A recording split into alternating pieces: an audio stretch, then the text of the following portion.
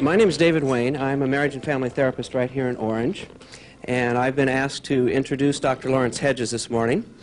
I met Larry about 5 years ago when I began my studies in psychoanalysis at the Newport Psychoanalytic Institute.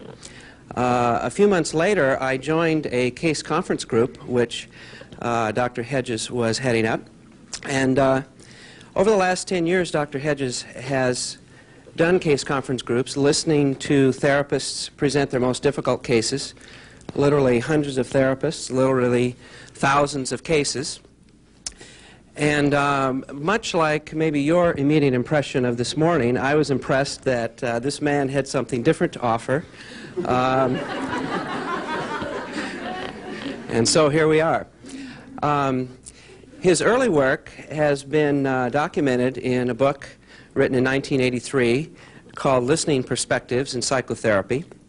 In this book, he takes us through the history of psychoanalysis, helps us understand some of the underpinnings of the history and the metapsychology, and then suggests a very different way of thinking about how to be with a patient. He suggests and pulls out essentially what I would call developmental metaphors, 4 developmental metaphors, to help us understand some of the basic issues that a patient might be bringing to us. One of my favorite concepts that he's introduced is what he calls mythical beasts.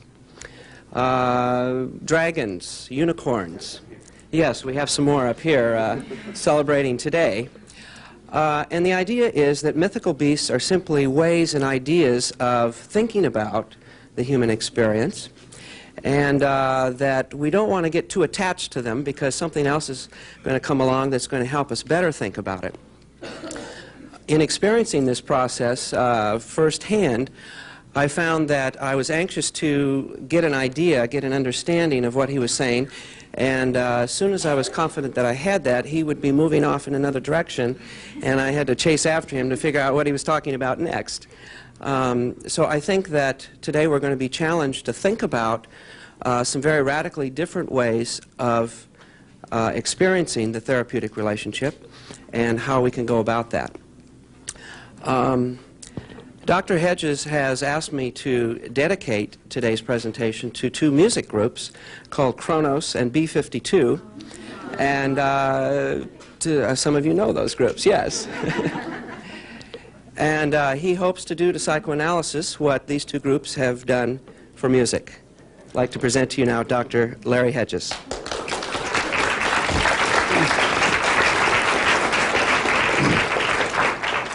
Thank you, David.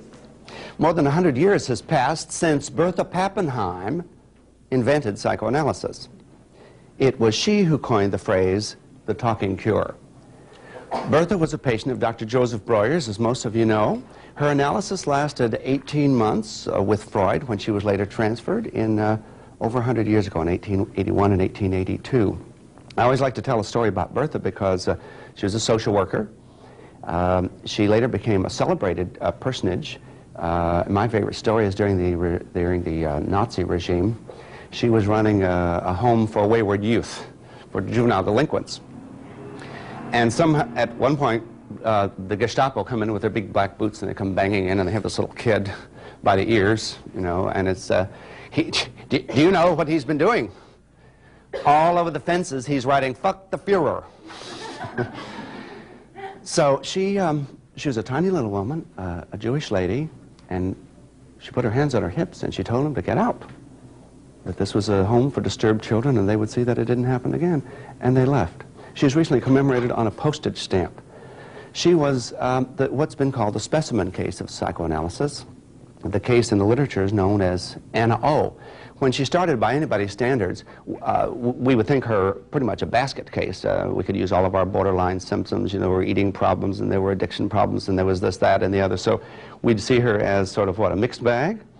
Borderline, moderate to severe? What would we say? What would the politics of our field want us to do?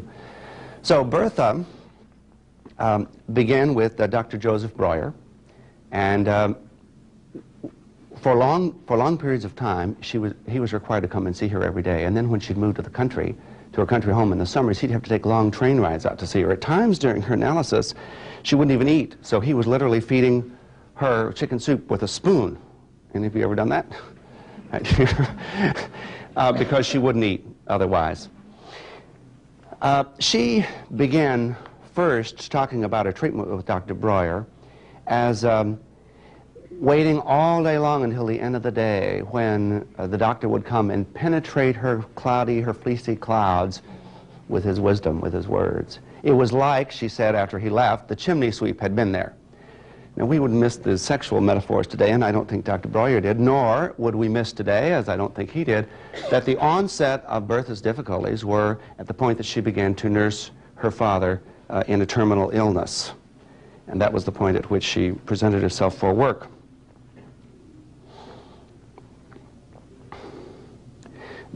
The work went on for quite a while, but it became more and more difficult for Dr. Breuer. I know all of you have ideal model people that come to your practices, so you don't have any late phone calls or anything.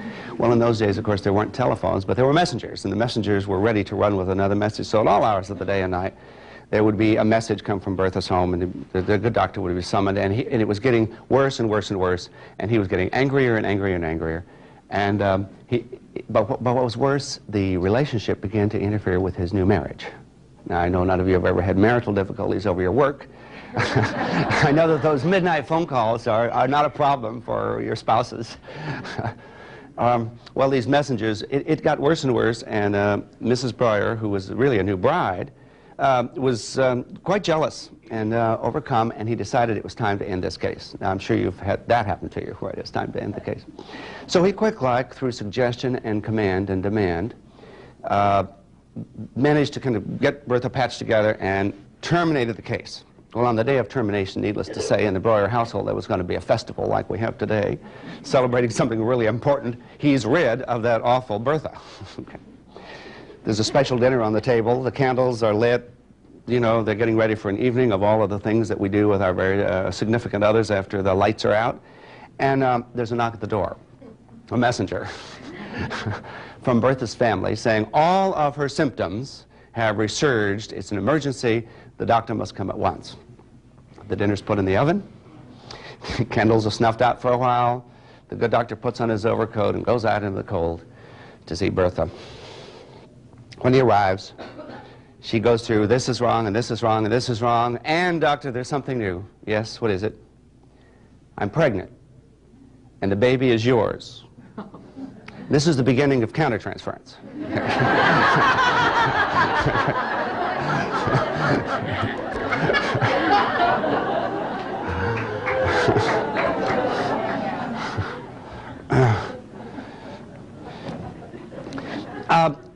You know, in trying to pull together my thoughts for today, I mean, the last few days it's been really interesting because I felt like I wanted to say everything that was important, and I didn't know if in the time allotted I was going to be able to do it.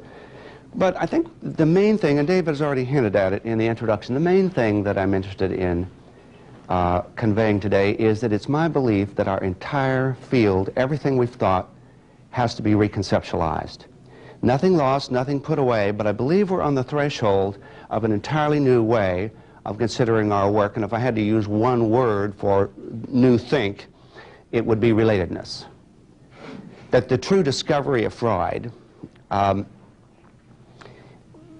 was that by listening to the case between Bertha and Dr. Breuer, he listened to the way each one of them experienced the other at this sort of point that Breuer was ready to terminate the case because of the pregnancy. Freud agreed to take the case on, and in the passing of the case, Freud heard all of the details about the countertransference, the doctor, his marriage, his fears, the responses to the sexual seductions. He also had a chance to hear all of the representations that Bertha put out. And from the way in which self and other were represented, first by Bertha and then by Joseph Breuer, Freud said he first understood the power of the unconscious. That it was in this case that the Freud's notion of the unconscious, the doctrine as we know it today, occurred. That insight from the first insight in the first case, I think really marks where we're still going. To grasp that when people come into our lives, whether it's in our consulting room, our personal lives, maybe it's our children, when people come into our lives, we have an extraordinary experience in store for us. And we're fortunate in doing the kind of work that we do, and you all know that. You know that so many people live very difficult lives all day long, working in jobs that they hate, and most of us have that mastered. You know, the hours of our day belong to us, and we're doing very exciting things with people. As someone comes into our life, into our consulting room, we're going to be listening and watching for the way in which they orient and relate to us. And now we're at the point where we're also watching the way in which we orient and listen to ourselves, so that we can talk about the mythical beasts of psychoanalysis, whether we're going for ids, egos, instincts, and most of you are aware I've been classically trained, so I have no disrespect for the theoretical structures that mark our history.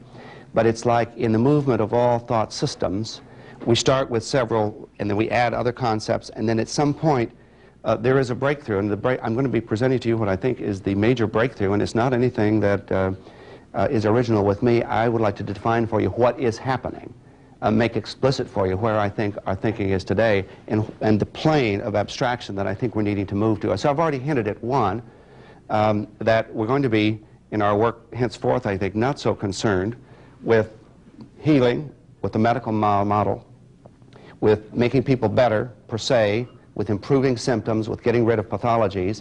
That was a convenient historical development. I've often wondered why psychoanalysis and then all of the psychotherapies that were spawned from it evolved in medicine. I mean, it's a study about the human soul. Why didn't it evolve somewhere else? It could have evolved in philosophy. It could have evolved in theology, for sure. Now we have an Italian writer, Mari Blanco, who's a mathematician, and reformulating the entire psychoanalytic body of knowledge in terms of sets and subsets. Very interesting way to think about our work. Freud, in one of his later letters to a theologian, in fact, raised this very same question. He said, why did this evolve in medicine rather than in theology? You people in theology certainly could have developed a means of studying the soul. Why did it happen in medicine? My own personal answer is partly a quirk of history, partly because the genius of Freud was involved in his own life as a physician, as a neurologist.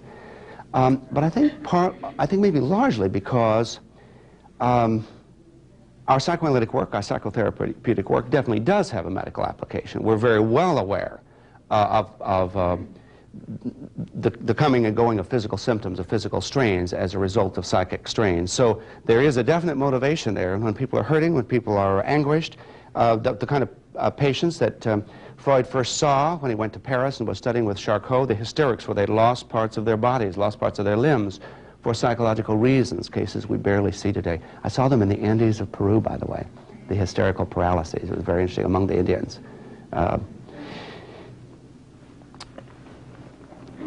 And so, where we're really moving in our field already is consciousness raising. And I don't have to tell you that because everything that you're working on right now is consciousness raising. Consciousness is a word which means knowing together. When two get together and know something as a result of their getting together that they didn't know before, consciousness is what evolves. We have a lot of ways of thinking about consciousness, but that's the derivation of the word. So when two people get together, something different happens. And we know that in every relationship in our life. And what is it that happens? And this has been the business of psychoanalysis, and it's what interested Freud from the beginning. But because of the economics of medicine, the politics of medicine, the legal framework in which medicine is operated, I believe there's been the impetus, the forward movement, the momentum that could sustain the development of our ideas. And yet 100 years later, we're certainly in a position to say we owe a great debt to the fact that this field evolved in the first place, and that is to a cure model, a getting better model. But most of us in this room, if not all of us, I hope, have certainly had our own psychotherapy.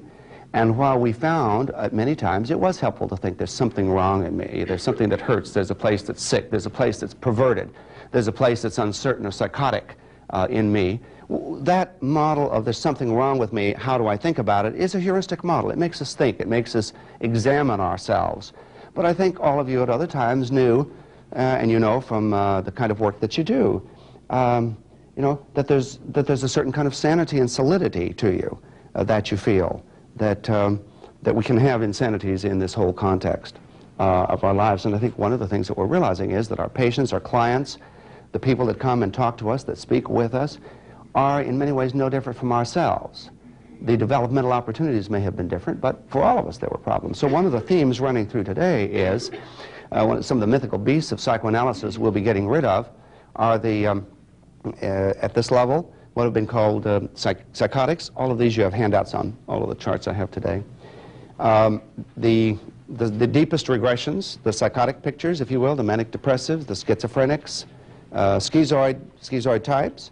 The second level of pathology is what's been handed to us as history, is the borderline personality organization. The third level is going to be the narcissistic organization, and the fourth, the neurotic organization. So we're talking about, we're going to be going over today in a variety of ways, each one of these different listening perspectives, but in the red I have the traditional diagnoses, the DSM-2 sort of thing, although most of DSM-3, I'm sorry, could be, I think, condensed into 4 major categories, and these in the red would be the ones, the psychoses, the borderline states, which would include the eating disorders, the character disorders, the addictions, the narcissistic disorders that Coheed has taught us to work with, and the traditional Oedipal neuroses. We'll come back and talk about each one of these in detail, where it's been, sort of the history of it, and then I'm going to provide you with some new think on them all. I have 4 books in process that I'm going to be referring to today.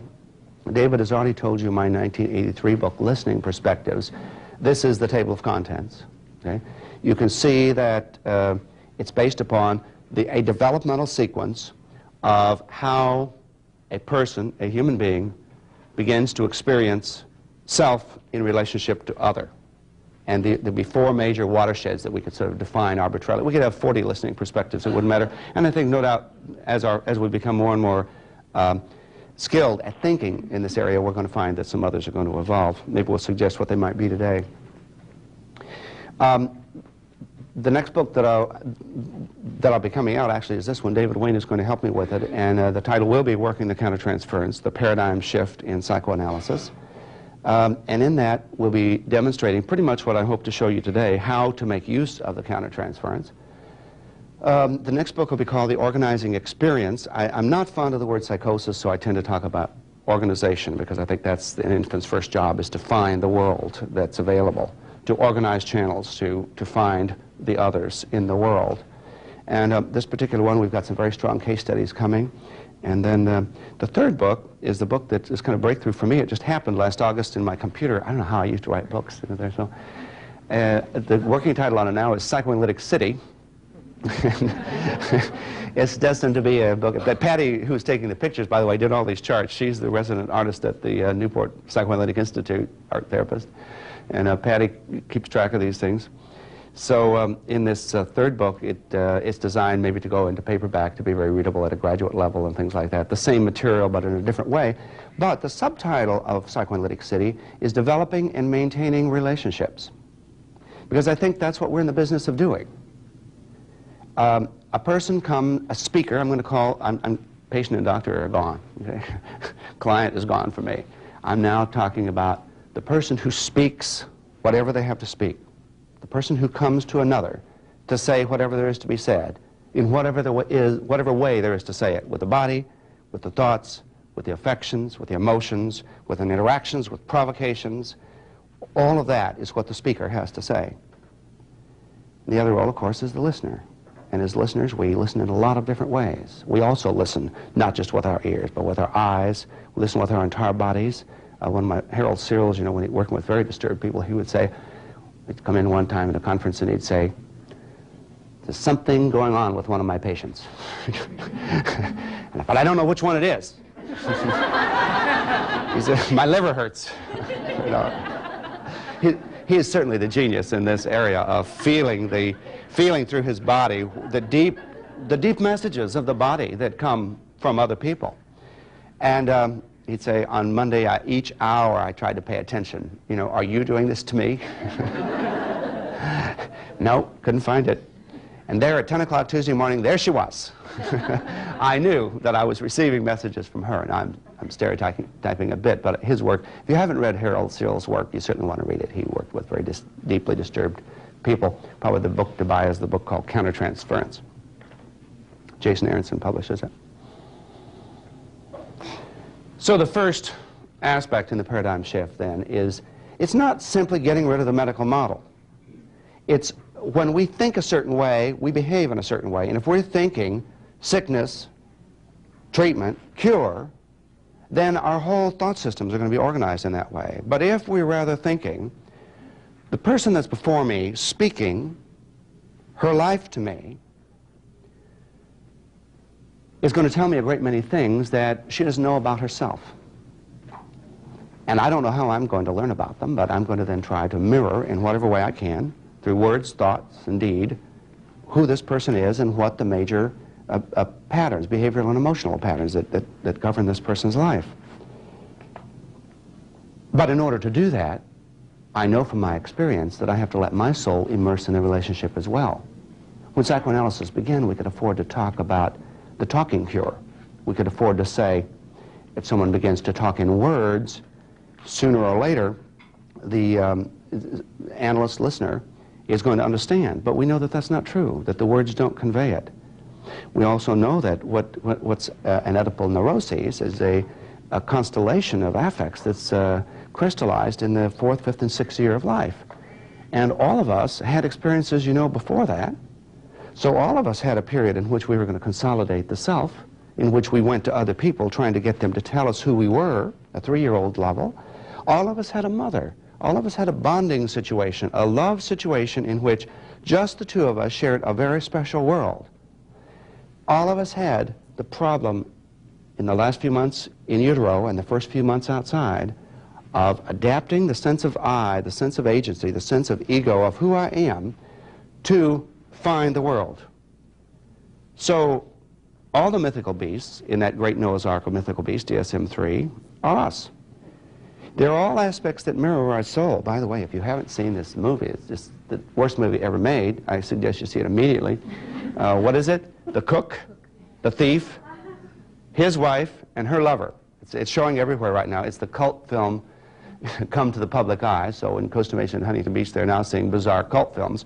People have asked me, is this about the psychotic level? Well, I don't think so. It's as psychotic as surrealism is in its presentation.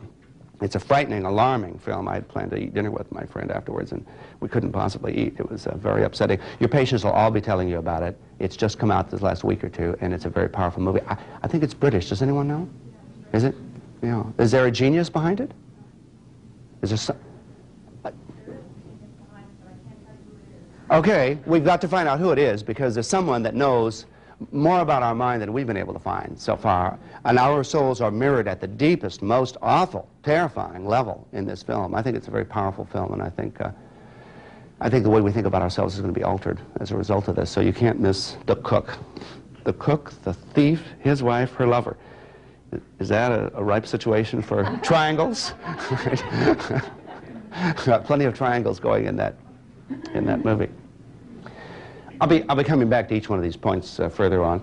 The next, I think, major shift in our thought patterns is away from what has been known or thought of as scientific objectivity into various forms of systematic subjectivity.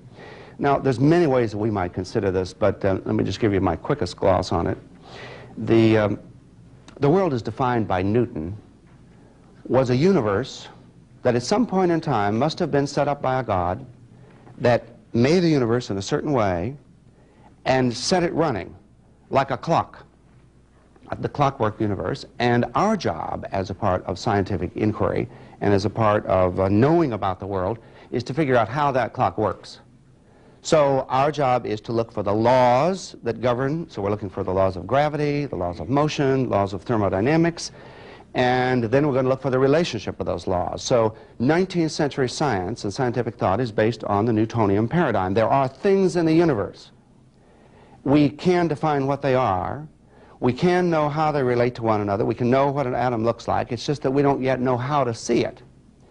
But an atom is, you know, that little picture we were all taught about. It's got a nucleus in the center and these little things floating around it. You know, the chemists knew before it was published that that was a fictional model, that there was never any such thing that existed. But that model, the mythical beast of the atom, crystallized thought. The atom and the way it was conceptualized moved chemistry and physics to another whole level of thinking about laws. Einstein, of course, as you know, undermined the entire Newtonian approach, the entire clockwork approach with talking about relativity. Now, it didn't obliterate anything that had been discovered before. Rather, Einstein was able to show how all of the laws that had been discovered up to then were special instances, special cases of much broader principles, and he spent the most of his life trying to work out the mathematics of this. But the people who, physicists that seem to understand Einstein the best, say that his most creative work was done shortly after the turn of the century, during Freud's fertile period. They did correspond during the war. Freud was very pessimistic that aggression in mankind could ever be stopped. We have to disagree with Freud, because if we don't stop the aggression in the world, you know, there won't be any world. The metaphor that I wanted to use today is one borrowed from the people that are now starting an international grassroots movement. You probably know it, Beyond War. I can't give you exactly the ideology of Beyond War, but here's what has captivated me. It's not a political movement. It has no answers, but rather the Beyond War movement presents to us the facts of nuclear weapons in the world today. And of course, as you begin to look at them, they're grim, they're frightening. We have enough you know, nuclear arms to blow up the Earth 20 times over, or maybe 100 times over. The thought here is that as human beings, since the beginning of time, we have felt that our differences could be solved with conflict and violence. And so we watch the whole pageant of human history, and differences, different cultures, different languages, competition, difficulties, conflicts could be solved by hitting one another, shooting with a bow and arrow, shooting with a gun, dropping an atom bomb. The point is, we're not going to stay alive until we find a new way to think. That we cannot let our species go forward on the basis of violence is the way to solve conflict.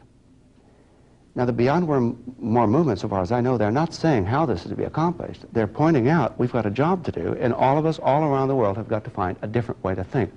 It's the best metaphor I could put out today for what I'm saying about our psychoanalytic work, because you see, Einstein moved us into relativity, where we could think about all of these different things as relative to all human beings, as looking inside of us. But the quantum physicist has moved us a giant leap forward. And if you haven't started reading the popular books in quantum physics that have been out in the last decade, it's time. A new reality awaits us.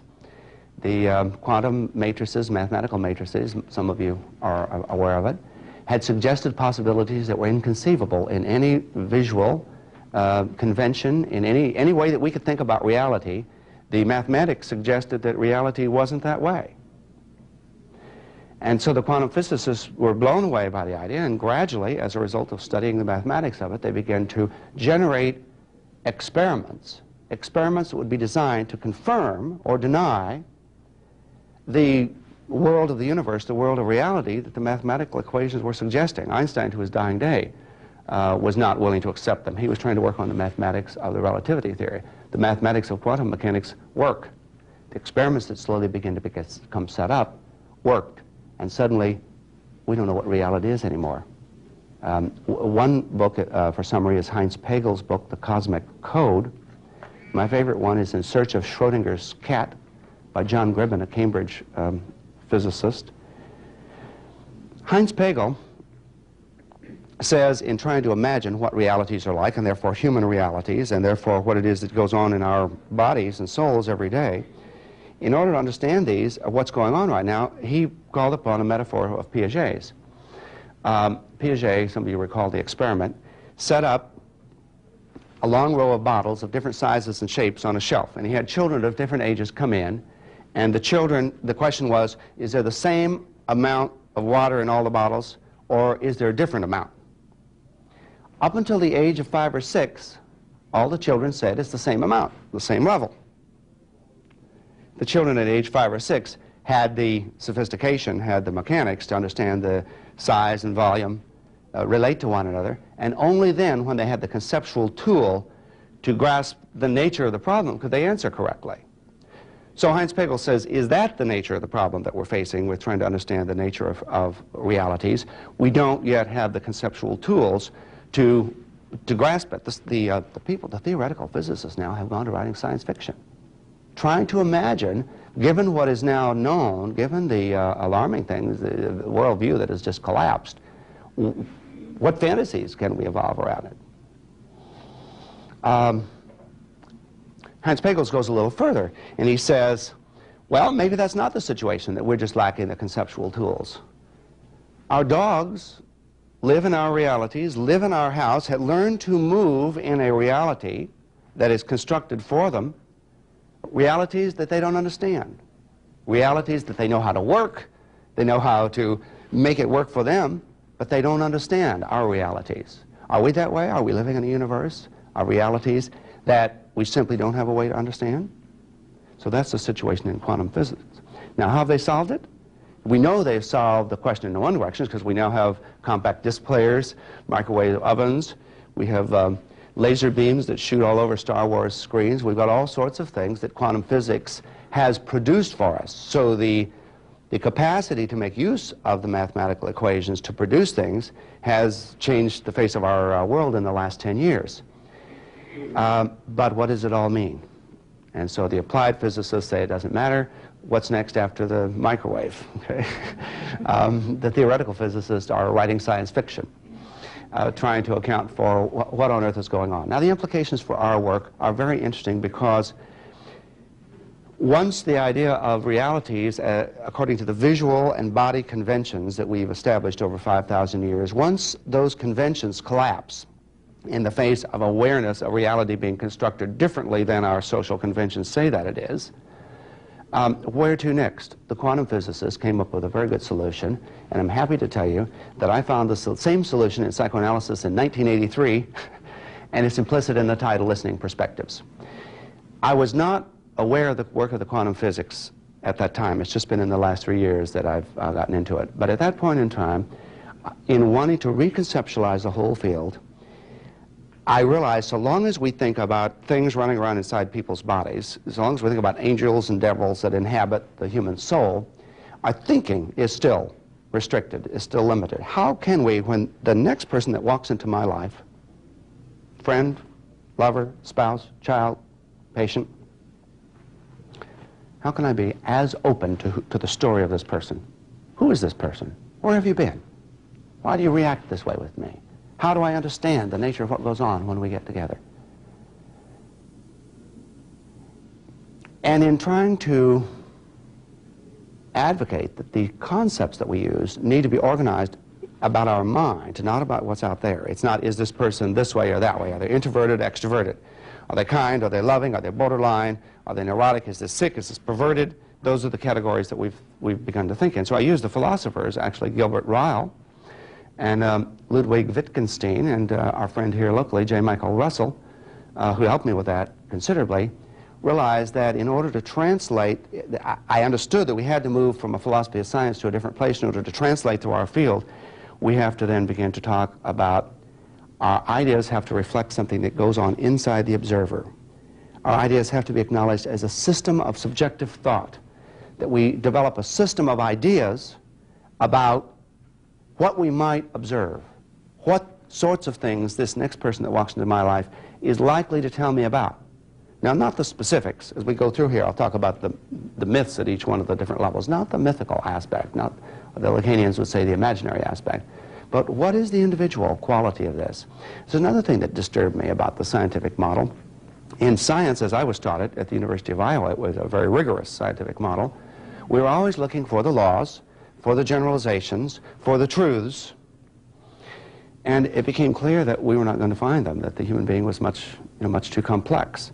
The philosophy professor there, Christoph Bergman, was able to say, we don't know why psychoanalysis works, but every day, people in the consulting rooms, people in your psychotherapy rooms are gnashing their teeth, crying, screaming, and we know that something happens, some transformation occurs. But his point was that we didn't know how to conceptualize it at that point in time. So part of the new think is going to be subjective thinking as begins to develop. The next aspect of the movement is historical truth to narrative truth. And I think the two psychologists that have been very active in this, psychologists, psychoanalysts, are Roy Schaefer and Donald Spence. Roy Schaefer's book that you want to read is A New Language for Psychoanalysis. And Donald Spence's book is Narrative Truth or Historical Truth. they've both begun to think that it doesn't help us to think about psychoanalysis as a science. That's not where human truth has ever come from studying what's out there. Human truth has always evolved in myths and stories. And each of us, when we go to a psychotherapy situation, we go there and tell our story. Sometimes it's our life story. Sometimes it's the story of what happened to us, you know, just outside on the street when we were parking our car and something happened. Sometimes it's the reality that happened in our dreams last night. And so throughout history, human history, it is the myth, the image, the picture, the story, the life journey, which is a metaphor that we live by.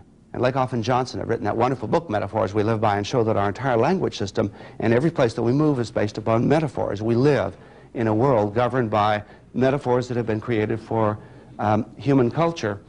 So that the question that's being raised is, are we looking for what really happened back when the person was 3, 4, 2? Well, we certainly talk that way, and you know, that gets us along our road.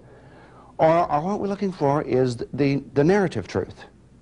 That is, the story that the person is telling us about something that's going on inside of them. The story that they're telling us about who they are.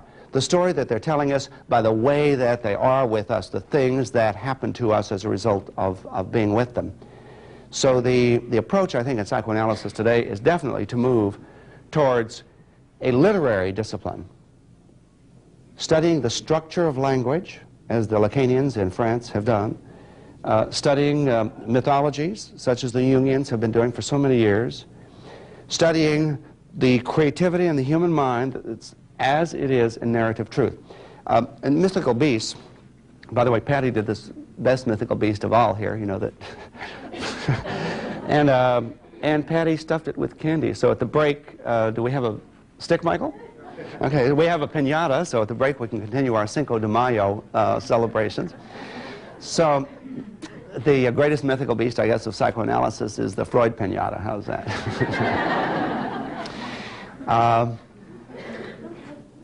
I spent several days, all day long at UCI Library, every book and magazine I could get to about mythical beasts, because I thought, well, what are mythical beasts? And they're really wonderful. All sizes and shapes, and you know, they come from all over the world. All cultures from all times have had wonderful, wonderful mythical beasts. You know, and they're a combination of things, you know, the eyes of a hawk and the wings of this and the color of a dove and the claws of an eagle, you know, all of these kind of composite pictures.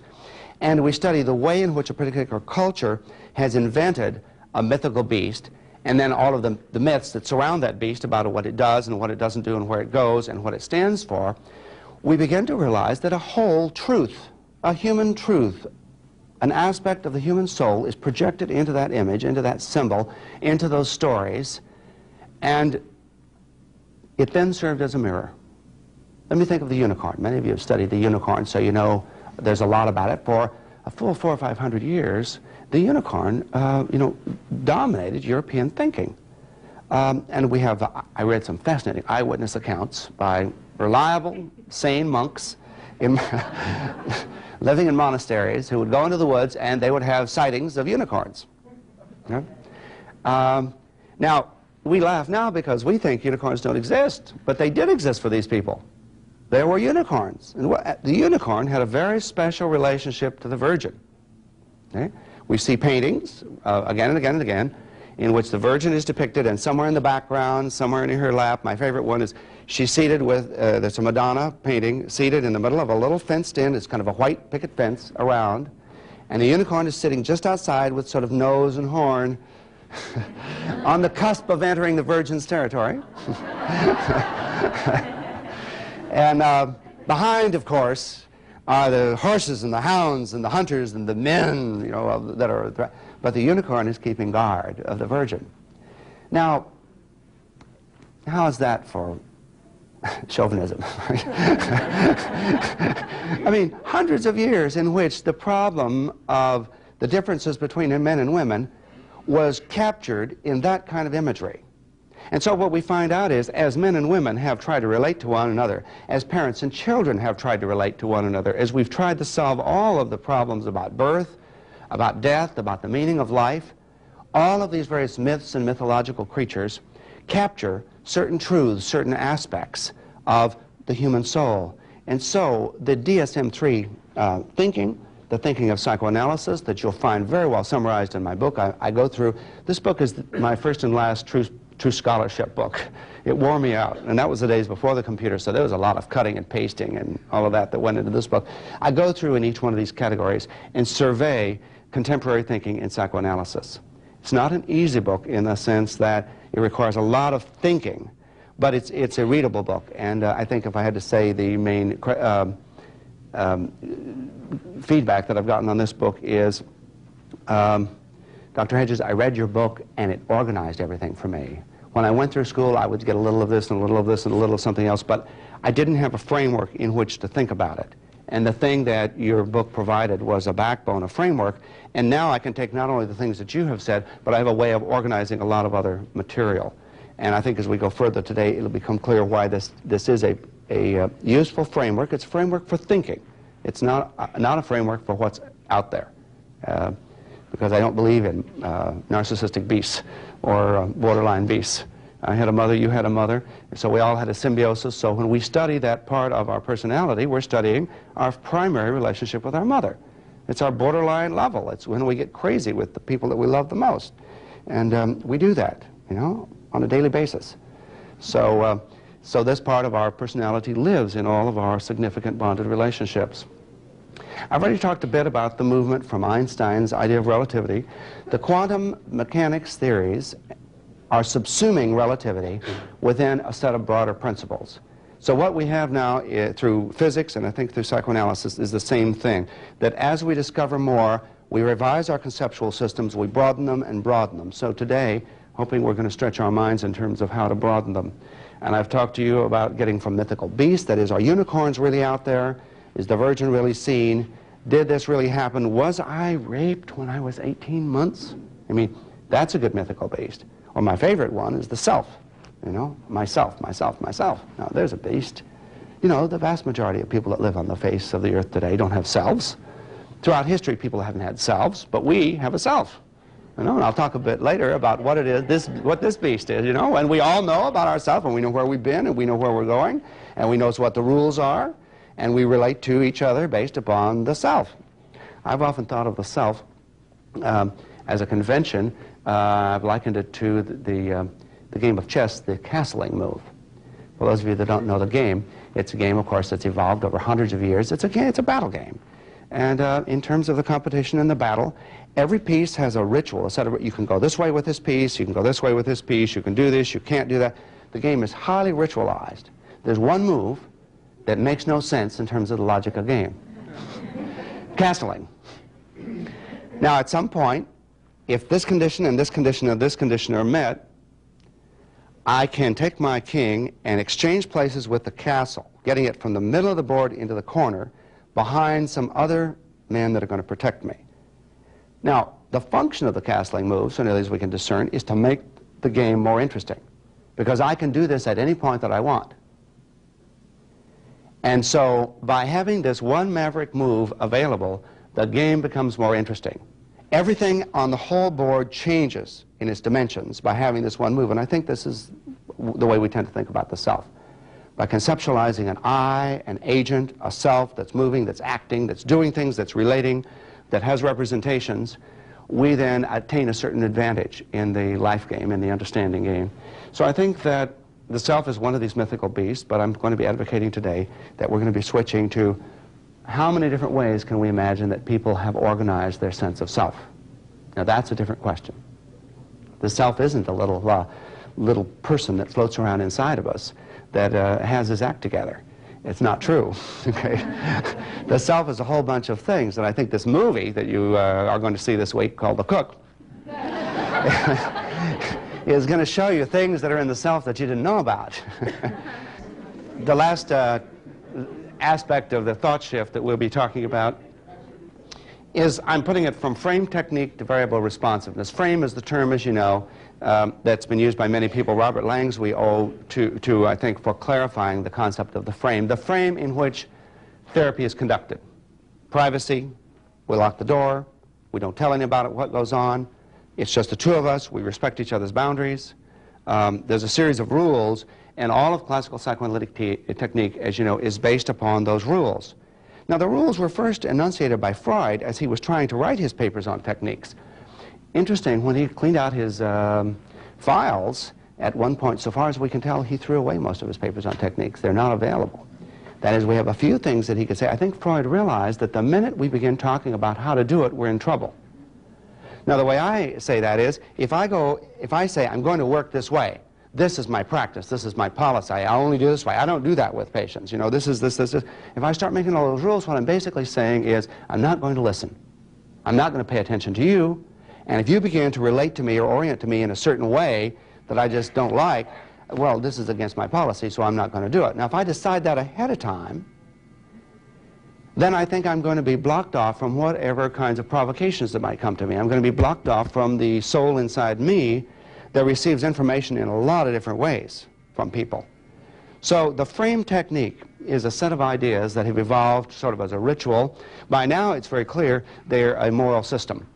That is, you're supposed to do psychotherapy. That you were all taught that in graduate school. You know, don't do this, do that, don't do this. With this kind of patient, do this. With this kind of patient, don't do that. Now, there's a rich mythology here, and you've already seen that I have a profound respect for myths.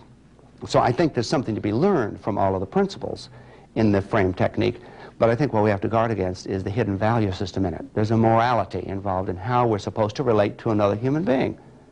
Now, how can I tell you how to relate to any other human being? How can I know? One of the first things that you learn, as all of you have, I hope, if you haven't, you need to, by supervising people. You begin to become aware that every other therapist works very differently from the way you do.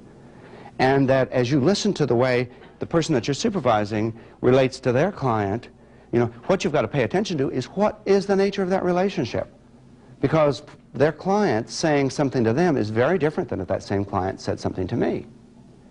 So the way in which each of us experience each other is an important aspect of this. And so our technique in contemporary work has evolved to lots of different ways of responding, none of which are decided in advance, even of a single hour.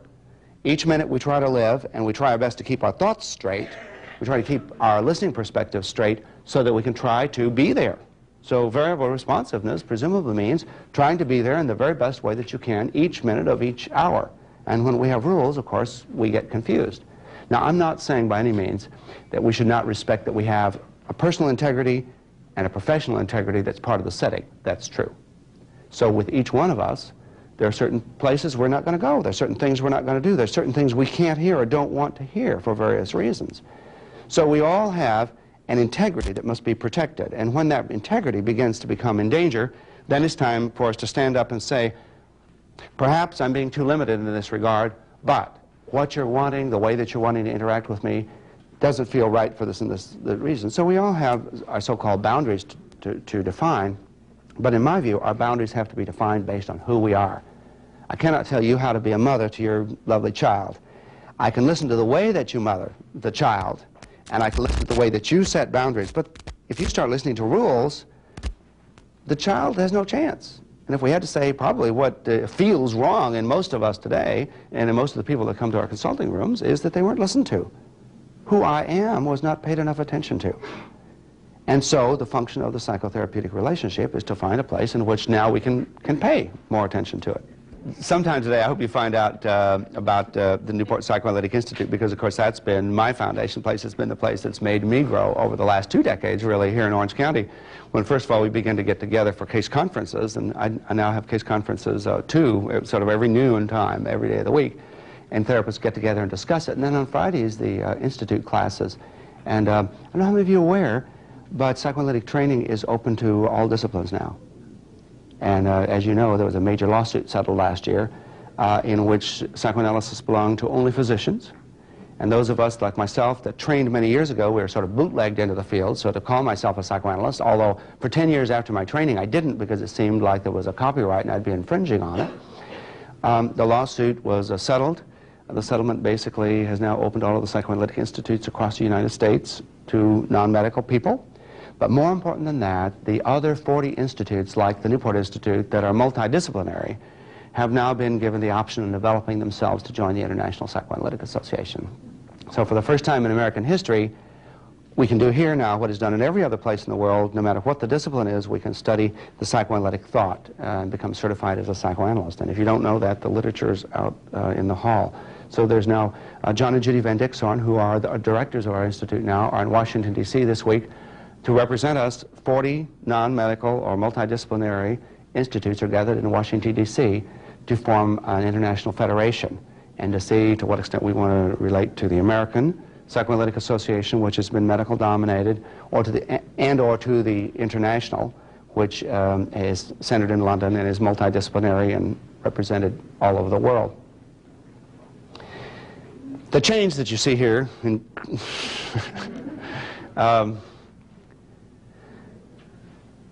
is away from the mystical beast, psychosis, borderline, narcissistic neurosis.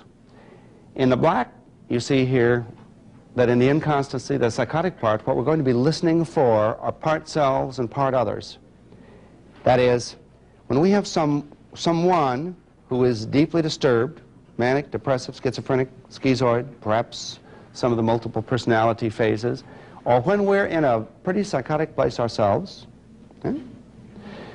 we're aware that we relate to the world in a mechanical way. Harold Searles had a book in 1960 on the non-human environment. And he talked about, in the people that he worked with that had very limited psychic development, the mechanical, the non-human was what highlighted the material. So we're going to be looking for the world moves around me, the world is a machine, people are a machine. Victor Tausk, one of the early analysts, wrote a paper on the influencing machine. It's a brilliant paper. This woman had seen doctor after doctor after doctor, and all of her, she kept talking on and on about this influencing machine that made her do things. Dr. Tausk somehow, in a flash of intuition, said, "Draw this machine for me." And she did. And he immediately saw it was her body that was influencing her, that was making her do these things, that all parts of her body were making her do these things. With infants in normal development, the thumb becomes a part object, the breast, the nipple, the mother's body, the warmth, the rocking, the sounds in the environment, all of these become part aspects that begin to become organized. By the 4th month, we see the evidence of something that certainly has been going on since in utero, the gradual dance of bonding that a mother and a child do from 4 to 24 months, or really the peaking is 12 to 18 months. We call it the symbiosis, the symbiotic structure. So what we're going to be listening for in this first listening level is not the psychotic symptoms. We've already learned they don't take us anywhere. We're not trying to go into the psychosis because we found out that it's a fruitless task. We're rather going to try to pay attention to how has this person organized their sense of movement toward the environment, towards others, towards the human environment. How has this person organized it? How do they approach? How is a sense of contact with the cloth monkey, the mother, the sound? How is that sense of contact achieved for just an instant in one of your hours with this person? And how do we observe that it is cut off? There's an instant of contact and cut off. The British psychoanalyst Wilfred Bion talked about the breaking of the links. Here he's talking about the way thought develops, that when the thought begins to develop, when the connection begins to develop, what does the person do to stop it? That's the one place that we have the possibility of intervening, because that's where the transference to the early mothering process was.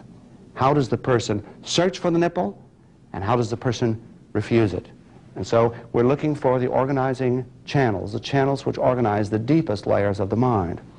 At the second listening level, what we're going to be listening for in the way the person experiences themselves and us are going to be the symbiotic exchanges, the mommy and me kind of scenarios. The reason borderline people, I know all of you have this little kind of secret that you're afraid to tell people, that you don't know what a borderline is. I know that you don't, because no one else does either. And yet it's a term that covers a lot of bases, and so sometimes we think it's a garbage can term. It's not. But I think that the reason we don't know what a borderline is because we don't know what a mother-child relationship looks like in general. We know what this mother and this baby are doing, sort of. Every mother-child combination, every bonding pattern that develops in the 4th to the 24th month is unique to that child's makeup and the way that that child meets the environment. I'm going to say mother because mother is usually the key figure. Now we're very well aware of all of the members of the family are interacting. A favorite example that I have are some friends of mine that there was a mother and a father, both in a second marriage, and a little boy was born to them, a beautiful little boy. And there were two older teenage sisters that were very interested in this baby. There was a latency-age boy that, of course, could care less about babies until the door was closed, and then he had fun interacting with the little baby. Then there was the family dog that shared the floor space with the baby. And there was a very strong symbiotic bond that developed there. So this child, and since these were a family of people that were very interested in interactions and very interested in relationship, everybody in the family was intensely involved in this little boy. Now, when he's on somebody's couch, one of your couches perhaps in a few years, he'll have all of those symbiotic structures that will have to be sorted out. We sort them out in our love relationships. You do this to me when I do this to you. The way in which we interact and the earliest or the most basic aspects of love are our character structure, our way of being in the world. When it goes awry, we can look at our friend and say, this is crazy, this is borderline. By the time we get into the third year, we're talking about all of the things that Heinz Kohut has taught us about, the self-object relationships. I need someone, another, I need a mother and a father who, when I interact with them, will show me that they see who I am. Because I can know who I am because of the way I'm seen in other people's eyes. And so the tension that a young child feels to find out who I am by doing, by moving, by acting, is what we're looking for at this particular level. What is the tension that shows up immediately in any relationship, the tension to feel known, to feel related to? Okay. Now, Kohut has taught, and it's another topic of another whole lecture, although there's 5 chapters in listening perspectives, on the ways in which Heinz Kohut has taught us to listen for the grandiose transferences, the twinship transference, and the idealizing transferences, he calls them. So there's very different ways of listening. Here we're listening for the peculiar idiosyncratic mother-child dance. Here we're looking for the way in which the body, mind, and soul moves towards connections and then avoids them. And the last level is the level that Freud gave us, the Oedipus constellation.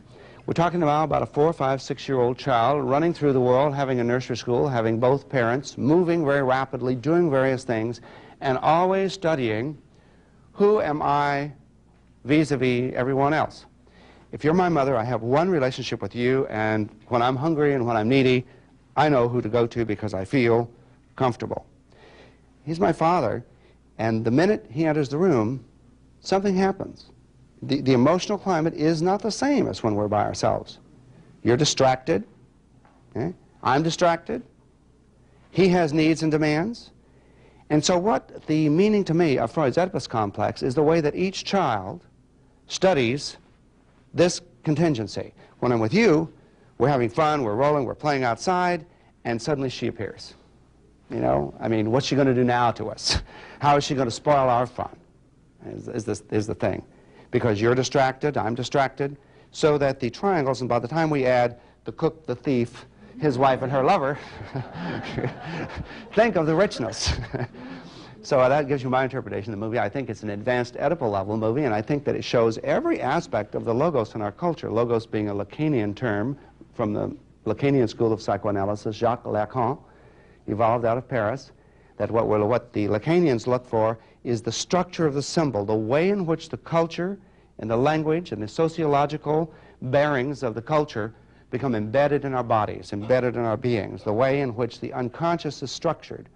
And Lacan's essential message is we have to get back to Freud, because in Freud's earliest works with dreams, slips, jokes, and hysterical symptoms, Freud understood the unconscious existed in the language system, in the cultural system of the culture. And we just take it on and continue to speak and move in various ways that were handed to us. There's a speaking horde that precedes us, that tells us who we are, and that tells us how we are to be. So the appreciation of the third party, the fathers that have set up culture, the whole masculine thought system that has dominated how to live in the world, how to move, how to conquer, how to compete, is built into our language system.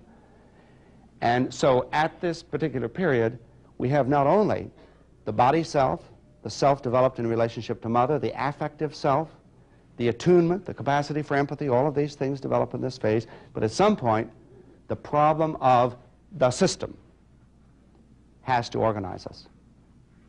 So the question about, if you will, pathologies or levels, we could talk about this as a developmental schema that we start at birth and we move up gradually. And one of the ways of talking about it is if you get this far, you're psychotic. If you get this far, you're borderline, this far, and so forth and so on.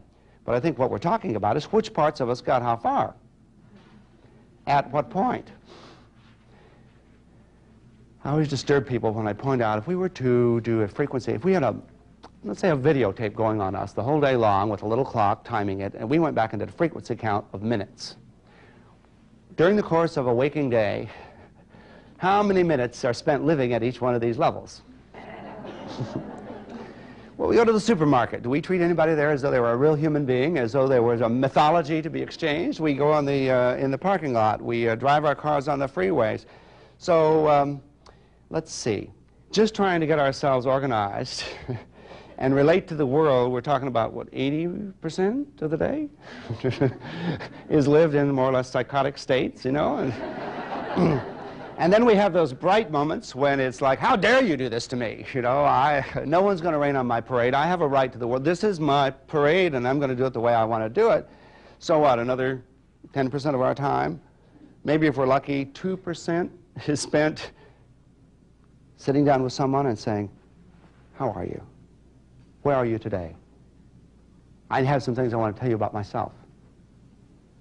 The point at which we achieve the capacity to know another human being through the language system, through the system of finding out what is your peculiar experience of this day.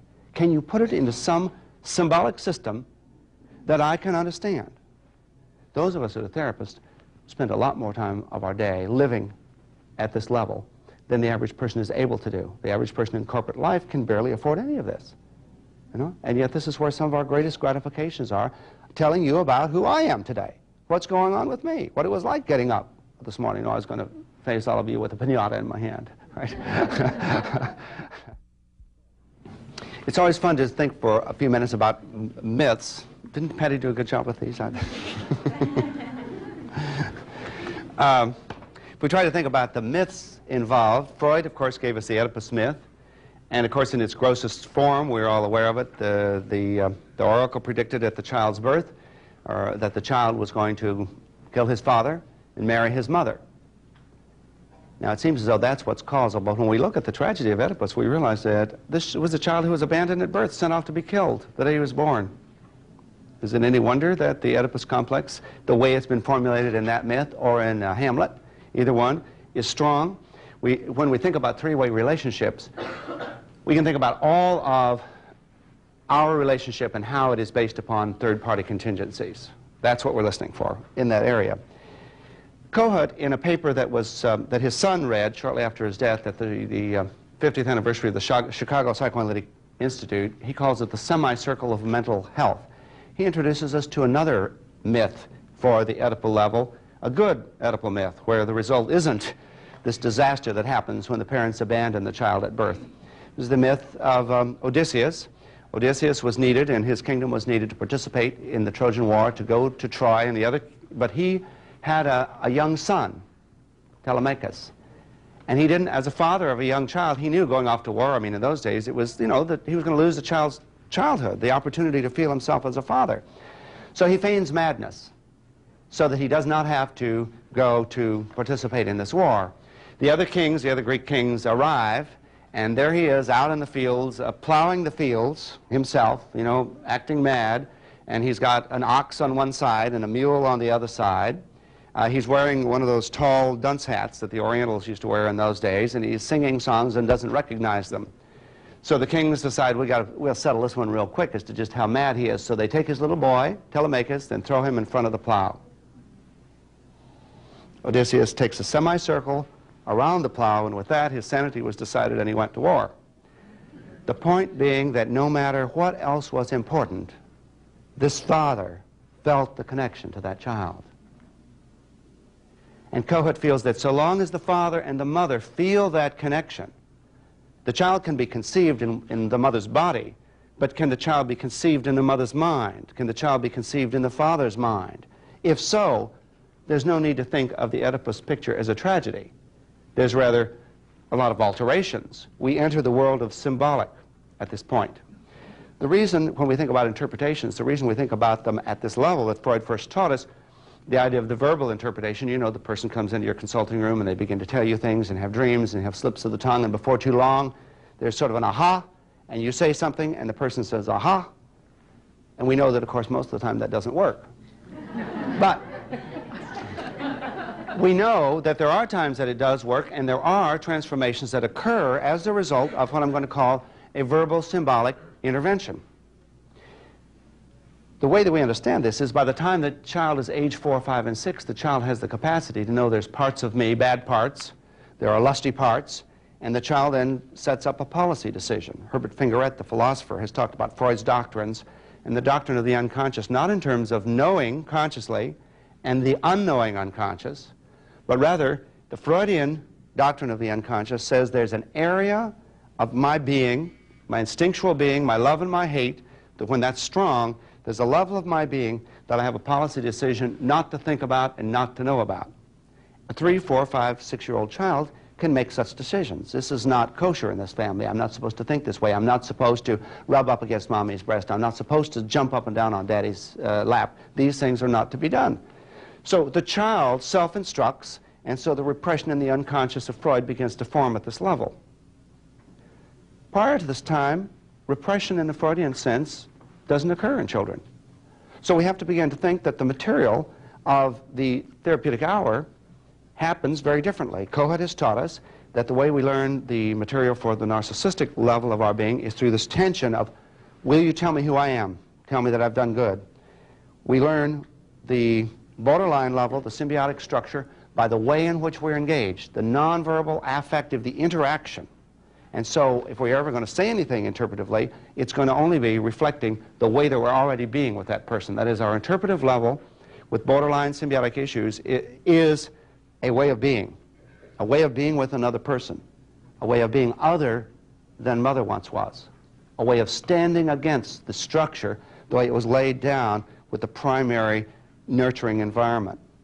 And here our interpretations are going to be trying to begin to help people notice when they make contact or not. Let me talk then just a minute about transference. This is, of course, the key concept of our field. And whatever else we may think about transference, there's something very basic about transference. Freud began to first define it clearly in his paper in 1912, although he had spoken of transference much earlier in his studies on hysteria. Freud began to observe that if he didn't work quick enough with his patients, before too long, they'd begin having emotional reactions to the doctor, and that these emotional reactions would be reactions transferred from this person's early childhood. Become angry at the doctor like I used to be angry at my mother or father. Be seducing the doctor like I felt as a little girl I should be seducing my daddy or the other men in the environment. So Freud began to realize that as a matter of the relationship developing, the early patterns from early childhood would be recreated, transferred into the therapeutic relationship. And so this is, I guess, the key concept. Of course, when he first saw it, he saw it as an obstacle to psychotherapy. Only later did he begin to point out to us that the transference is the repository of relatedness memories, that it is through the transference that we understand the nature of the early relatedness patterns. Well, Freud being a bright man, it didn't take him very long to realize that the treating physician, the doctor, the analyst, also has an infantile past, also has an emotional life of his or her own, and that this emotional life gets transferred into the work with the therapist, the countertransference. Freud's initial ideas on countertransference that we have as published have unfortunately affected the development of the entire field. I like to call it the impediment theory of countertransference, that the emotional interactions that I have to the people that I'm working with are in some way or another bad. They get in the way of my being an objective hearer, the Newtonian model of observing the universe. That is, I need to be a completely objective instrument, registering change, registering what I see, and that if my own emotions begin to get involved, I will lose my objectivity. We were all taught that in graduate school, and we were taught that countertransference was bad. The thing to do about countertransference was first to get help, to get consultation on the work with someone else, and secondly, if that didn't seem to straighten out the problem, get back into therapy or analysis yourself. So these were the two main ways of dealing with it, which I would also like to point out again are highly moralistic. Countertransference is bad, and this is what you're supposed to do to eliminate it, to make these emotions disappear. I don't think any Freudian ever believed that they disappeared, but the main idea was they are to be eliminated from, by and large, from our systematic consideration. It wasn't until 1951 in London, a Kleinian analyst, Paula Hyman, wrote a wonderful paper on countertransference. Other people had talked about it in different ways, but her paper was very clear. She felt that all interactions, all emotional interactions, were to be evaluated in terms of the potential life of the patient. That all emotional interactions of the patient were to be, or the therapist were to be considered in light of what they might be telling me about that person's inner life. This work was rapidly followed up by Margaret Little, another book that I'd highly recommend to you by Margaret Little. It's a collection of her papers from the 1950s and 60s. It's called Transference Psychosis, Transference Neurosis. Jason Aronson published it. She was from the middle group, analyzed by Winnicott in London. In Margaret Little's work, we find that she takes apart the problem of the countertransference and begins to show how reactions that she had to certain people were informative as to the nature of the object-relation situation that this person was bringing. And so she began to say very boldly that she felt that the countertransference had to be listened to.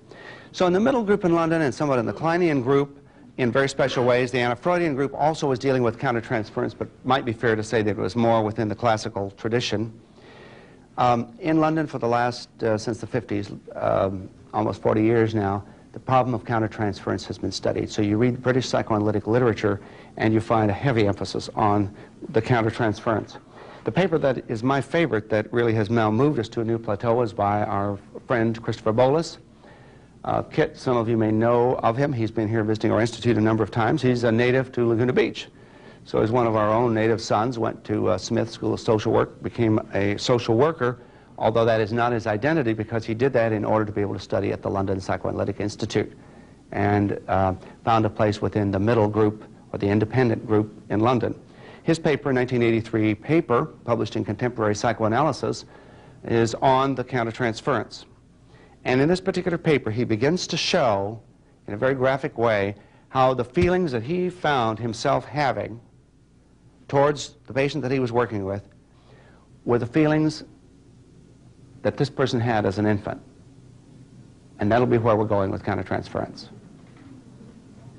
It's not that it hadn't been said before, because it had been worked on, but Kit's paper is very clear, and in my own work on countertransference, this to me is going to be the important thing, and we'll come upon it in many ways, that the countertransference feelings that I begin to have, some of them are bound to be my own in a variety of ways, but some of them are being, as it were, projected into me, which would be the Kleinian formulation. I am receiving important information about the earliest mother-child bond by feeling how I am being engaged.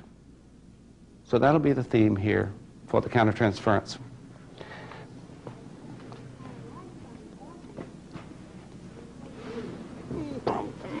This one. These four levels are parallel to the other charts we've been looking at. I've already told you at the level of the Oedipal work, which Freud invented, at the level of the Oedipal neuroses, and we're aware that this is a very small portion of our own personal lives, a very small portion of the patient population today. Do we have anything where the issues that are being dealt with in therapy are as a result of simply overt repression, or to where simply verbal techniques will work to uncover them?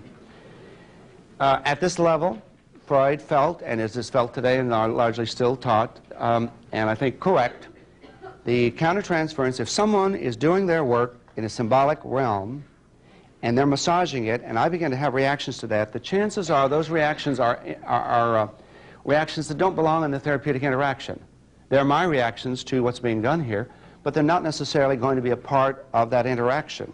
But other ones, have different implications. Kohut, in his 1971, the self, in the analysis of the self, in his particular book, he talks about, he has 2 chapters on countertransference, and the bottom line on these chapters is the countertransference to narcissistic states result in boredom, drowsiness, and irritation. I know you've never had any of those feelings.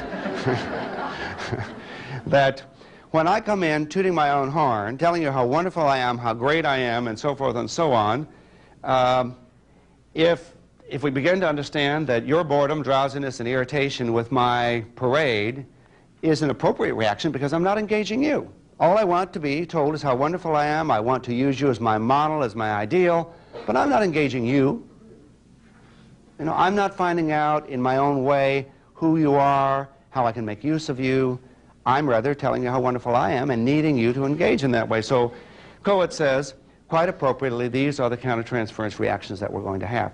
By the way, there's just a little story I like to tell here. Some work I did down at the St. Andrew's Presbyterian Church preschool some years ago. I used to go every week to the preschool. It was fun, sitting in the sandbox in the morning and learning the kids, and then going into the rooms and watching them, and then conferencing. We'd have a brown bag conference, and we'd talk about children that were there. This is a preschool that's probably been in our community the longest of any preschool. So, and most of the teachers that have been there, they started 25 years ago when their kids were young, and they're still there learning. And so a lot of the things that I learned about early child development, these teachers told me. One day the kindergarten teacher was coming in, and she was just all upset and bothered. There's something wrong with this little boy. And you could just see the scowl on her face, and this was not really characteristic of this woman, so I knew right away that I was going to hear something really important. So she told the story. No sooner than she started opening her mouth, all the other teachers started interrupting. They were all angry at this little boy. He runs around, he grabs toys away from other people, he's all the time hanging on, look teacher, look at me, see how big I am, see how wonderful I am. He had no regard, he'd throw sand in other children's eyes. You know, he was just the center of the universe, and they all didn't like it. Well, it took me a while listening to this before it began to dawn on me what was happening. And I said, okay, ladies, they were all women, unfortunately, but they were. Said, close your eyes a minute and try to think, in your life, who does this little boy, in your whole life, who does this little boy remind you of? And they were quiet, and then I began to see these smiles under their cheeks when they started talking about, you know, a guy who's full of hot air, who wants to tell you nothing about it except himself, how wonderful he is, his Porsche, his this, the kind of man, in short, that every woman can't abide. I mean, that women are regularly abused by. The 3-year-old boy that is just going to use mommy to tell me how wonderful I am. And the countertransference here to male narcissism on the part of these teachers was an appropriate one of just being generally disgusted and irritated by it. However, there was one thing that was right. Do you know what it was? The child was in kindergarten. He wasn't 3. Okay? So the teacher knew something was wrong.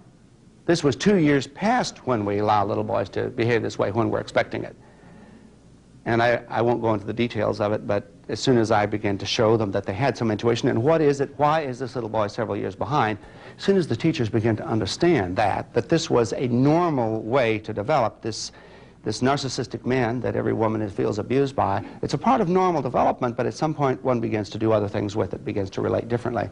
So that their job at that point in time was, as Kohut has taught us, to appreciate the boy, to see what his exploits, to understand with him what's the meaning of what he's doing.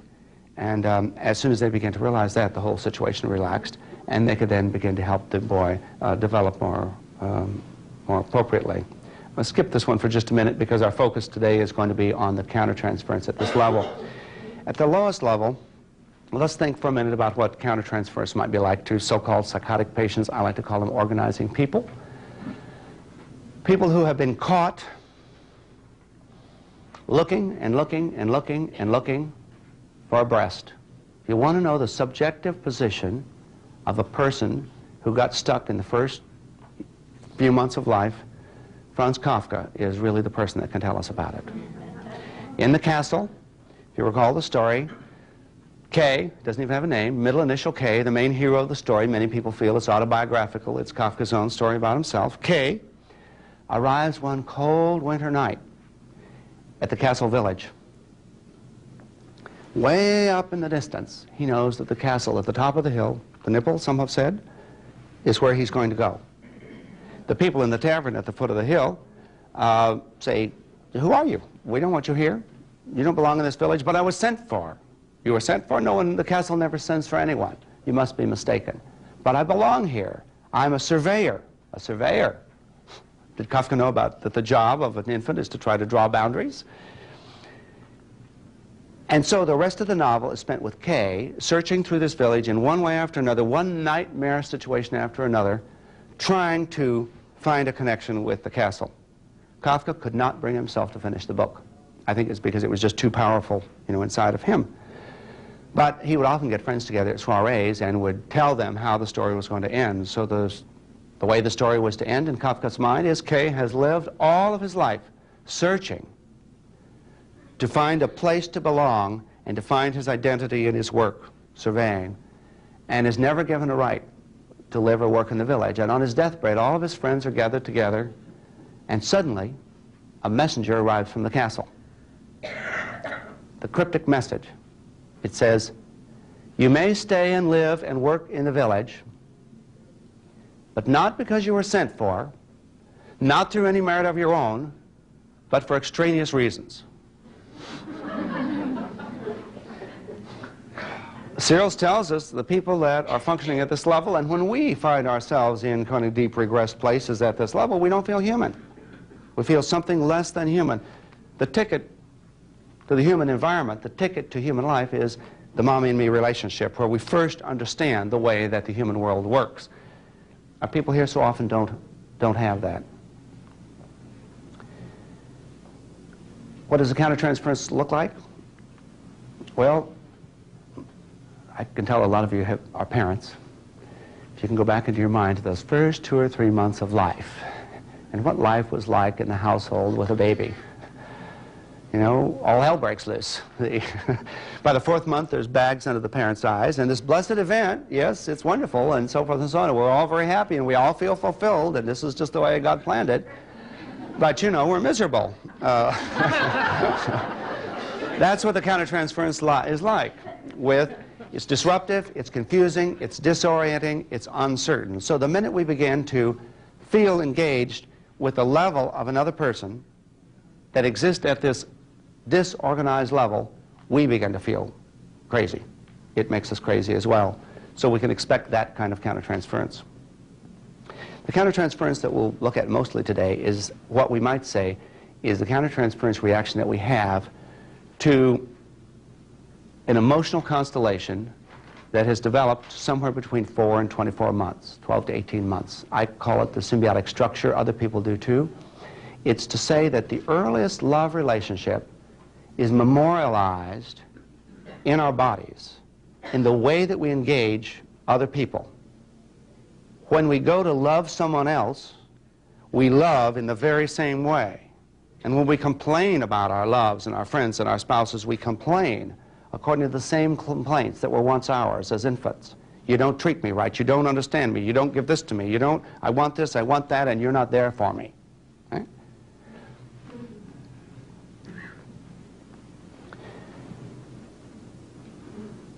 Now, most of us do pretty good because we've been taught how to recognize the countertransference when the patient is bringing us their infantile self, and we're in the role of the parent, the mother or the father. We've become quite accustomed to the metaphor of mothering a person, of giving them a better parenting environment, of whether it's the holding. We've got a lot of metaphors in our field that say something that the job of the person coming to us is to let the infantile material pour out, and our job is to, some people say reparent, reconceptualize, recontextualize, but in some way or another we're going to hear the material and try to help the person in front of us see themselves in a different way as a result of the way that they've engaged us. That's our job. And most of us are familiar with that way of working. The twist that the people in London, and Kit Bollas in particular, have advocated is that the other aspect of the countertransference is that we begin to become put in the infant position. The person relating to us, and we say, come to our room and tell us all about it. Engage me in whatever way seems appropriate, and we'll learn from it. We'll see how you do with me. We'll see who I become to you. You'll see how I let you down, what promises I seem to make that will be unfulfilled. We'll see how wonderful I am in certain moments, how bad I am in others. Tell me everything about this. As we begin to engage in this, we begin to then invite something else. And the invitation is to be mothered in the way that this person was once mothered. So we then begin to take on the infantile position. We begin to feel the way this person felt at 12 months of age. Now, they can't tell us that. No one remembers. A few, but that's only because some awful thing happened to them, and they have a memory that can be put in images and then later words. Most of us, our only memories live in our bodies and in our interactions, the way that we love, the way that we expect love to come. That's the way our memory is. So, the way that we communicate that to our therapist is by just being natural, and then we find that we're laying the experience on this other person. A quick example is, you know, we all said, how many times did we swear when we were being oppressed by our parents? I'll never do that to my kids. I'll never, you know. And then, of course, as your parents, you think, oh, my God, I'm doing it, I'm doing it, I'm doing it. So the theoretical, let me talk just a minute about the theory that makes this work, or that how we can understand it. The first theoretical development was Freud's, actually begun in his interpretation on dreams at the turn of the century, when he talked about a major mechanism, and later in his paper on the instincts in 1914, he talks about our natural tendency to turn passive trauma into active victory. That whatever it is we experience passively, something in us wants to turn it around and do it on somebody else and win this time, rather than being the victim. Okay? So Freud began to understand through his study of dreams and slips of the tongue the wish to turn the tide, the wish to conquer by means of which we were once conquered. Anna Freud, in her book on defenses in 1936-37, talked about all the defenses that had developed in psychoanalysis at that point in time, and then she added two of her own. One was altruism. Altruism is basically our tendency to be helpful when we feel helpless, turning around. We're all in this field because there were areas in ourselves that we were aware of that were uncertain, helpless, weak, strange, crazy, perverted, whatever. We all know what they were. We worked on them years in therapy trying to... These are our, you know, how do we turn those around? Well, by being helpful. The other defense she called identification with the aggressor. Her idea, loosely translated, is that no matter how God might see this mothering process, the child has a different experience of it. So we can see the finest mothering situation imaginable, where everything is being done according to everything we could vote on here as good parenting, but this child at this moment in this way, it's an intrusion into the child's life. The child wants to do this and that, one thing, and mother has her own idea about what babies are supposed to be like. Mother thinks we should wait a few more minutes. I don't want to wait. So that from the child's standpoint, the maternal care is very often experienced as an aggressive intrusion into the space which the child wishes to occupy. The child experiences the limits, the aggression, as an aggression, and then at that point begins to turn them around and identify with the aggressor, become the mother. Now, this doesn't mean, again, if we had a camera saying what this mother is like, that that's the way the child is experiencing it. Okay? Which I think is probably the major contribution of Freud. I think he certainly felt it was, that he began to realize that there was a difference between the way we might see it if we had a video of it and the way that it gets recorded inside. That, you know, in the 19th century, the big discussion was between nature versus nurture.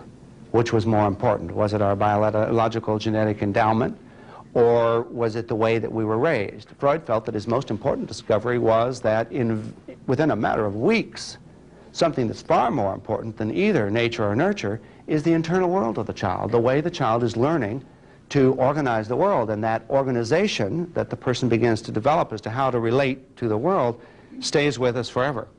And the one that's based on the primary bond love is the one that we call the symbiotic structure, and it's the one that ultimately in any deep piece of therapy and any significant relationship gets lived out and acted out. Melanie Klein her concept, projective identification, covers basically the same basis. That which the person is feeling as bad inside is projected out onto and into us, so that we begin to take on the feelings and the attitudes of the person that we're with. And we certainly notice that in our significant relationships. It's only a matter of time before we begin to, first of all, it's easy to say, I'm not your mother. Okay, that one's easy. Okay. The one that we begin to say is, you're doing this to me, and it seems like from everything else you've told me that the feelings that I'm having about this, I don't like it. They're the feelings that are you. It's the way that you haven't liked being taken care of. And that's where this kind of interpretation goes. The myths, I told you, we got the Oedipus myth. We have the Narcissus myth here for this level, which is that Narcissus basically needed to consolidate himself. In order to do that, he had to fall in love with himself. Or in the more liberal version, Narcissus fell in love with his twin sister. So we've got the male and female parts that are being fallen in love with. I'd like to introduce a myth today. Was suggested to me by our psychologist, psychoanalyst here, Bill Young. He heard this lecture a few months ago, and he said, I was thinking about Proteus, the myth of Proteus. And trying to be literate, I said, oh yes, but later I realized I couldn't remember who Proteus was. But I have an Encyclopedia Britannica. So, Proteus, it turns out that Proteus was one of the gods of the sea. He was the shepherd of the seas, particularly of the flux in the sea, the seals, the schools of fish. This was not Poseidon. Poseidon was the king, but this was the god that kept of the social organizations beneath the level of consciousness. Well, the other Greek god that interacts in the crucial myth is Aristeas. Aristeas we know as the god of agronomy, the god of the animal instincts, the god that taught men how to harness all that was animal, particularly the social instincts, because it was Aristeas who learned to domesticate bees. He became a beekeeper. So the social instincts are under the control of this god. Well, the story came that Aristeas didn't know how, or was not able to keep a reliable supply of honey, and the bees kept disappearing and dying and one thing and another. And so the question is, what is the secret of the bees? His father was Apollo, his mother was a sea nymph. So he goes to his mother in the sea and says, I have to learn to master the bees. And she says, Proteus will tell you. But the peculiar feature of Proteus is that he takes an early afternoon nap on the rocks with the seals, and in that nap you can catch him and ask him about the bees. But the problem that we had learned from Menelaus some time before was that Proteus can't just be talked to. Proteus knows all things past, present, and future. So the timelessness of the unconscious. But the minute you try to pin him down, he changes form. And then you try to get him to another form, and he's able to change into all forms of all times and all places. But if you hold him down and chain him to the rock, by the time he goes through all the forms and all the possibilities, he will answer your question. So this Aristeas does.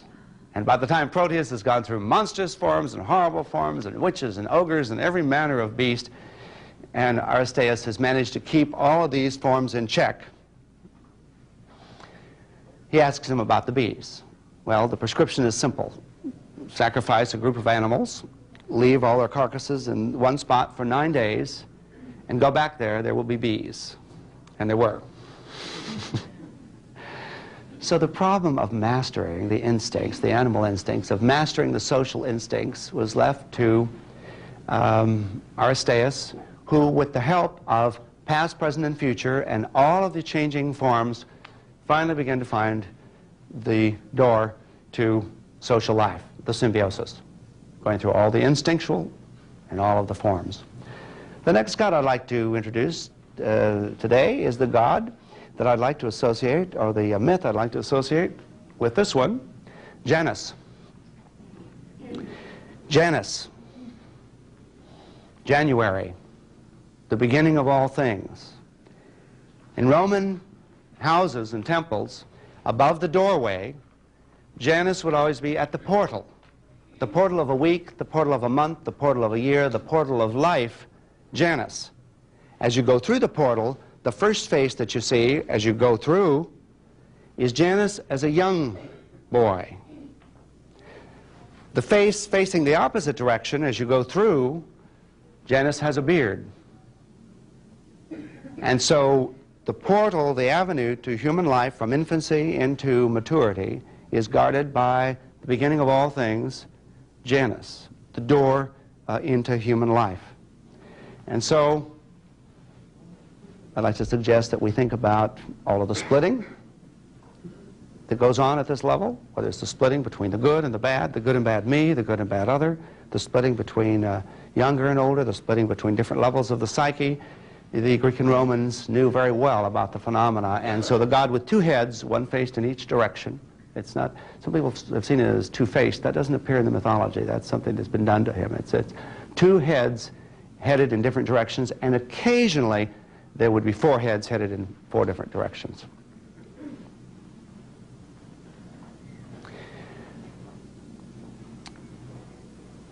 Let's see if we can translate some of the theory into your practice right now.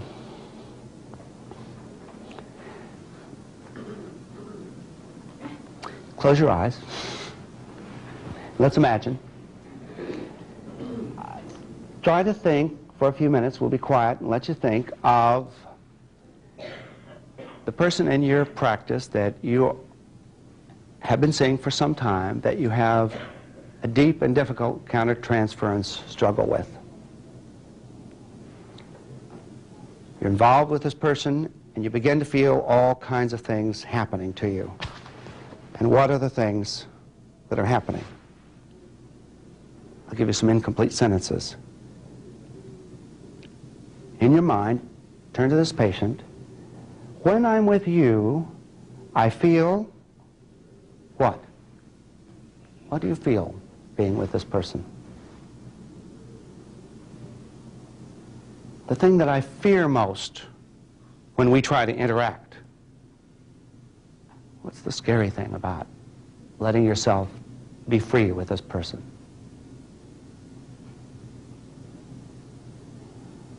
The trouble with you is I hate it when you I feel safe and warm and contented when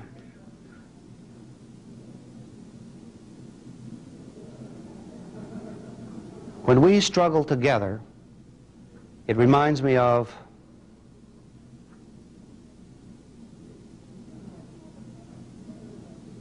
what I want from you is, okay, help us. Tell me what you got. What are you getting thinking about it?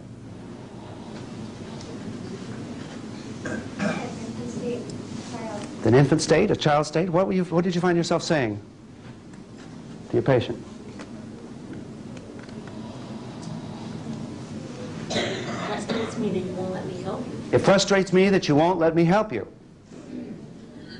Yes? I feel incompetent and overwhelmed. I feel incompetent and overwhelmed. Who back here? Yes? I want to hold you. I feel inadequate. I feel inadequate. I feel frightened. I feel frustrated Frustrated because? because you say you know all this stuff and won't do anything. You say you know all of these things and you won't do anything. Yes? Who else back here? Yes? I can't find you. I can't find you, says Sabrina. Yes? When are you going to pay your bill? Pay up. What I'm else? afraid that nothing I do will make a difference. Nothing I do will make a difference. I want to protect. I want to protect. I want you to listen to me. Why won't you listen to me? I feel intruded. I feel intruded upon. Connect. Connect with me. Don't go crazy on me. Don't go crazy on me. If you'd stop talking, you would feel better. If you stop talking, you'd feel better. I feel non-identity. I feel non-identity. I feel seduced. I'm working harder than you. Yes, I'm working harder than you. Yes, what else?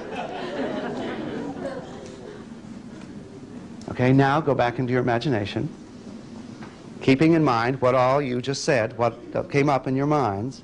You're now a 12-month-old infant. Your body is now 12 months old. You don't really have words, but all these words are things that you know about and that you feel. And you're addressing your mother, this patient, and those were the things that you said. All those things that came up is what you want to say to your patient, to your mother. This is the way you make me feel.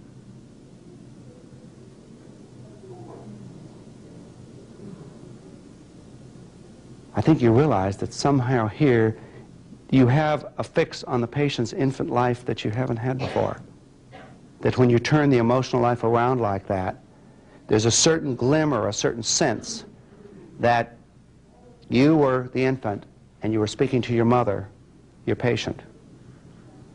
I maintain that what you felt here today, you must find a way to speak to your patient. I see a few people cringing. The question is, how do I say it? Well, I have the answer.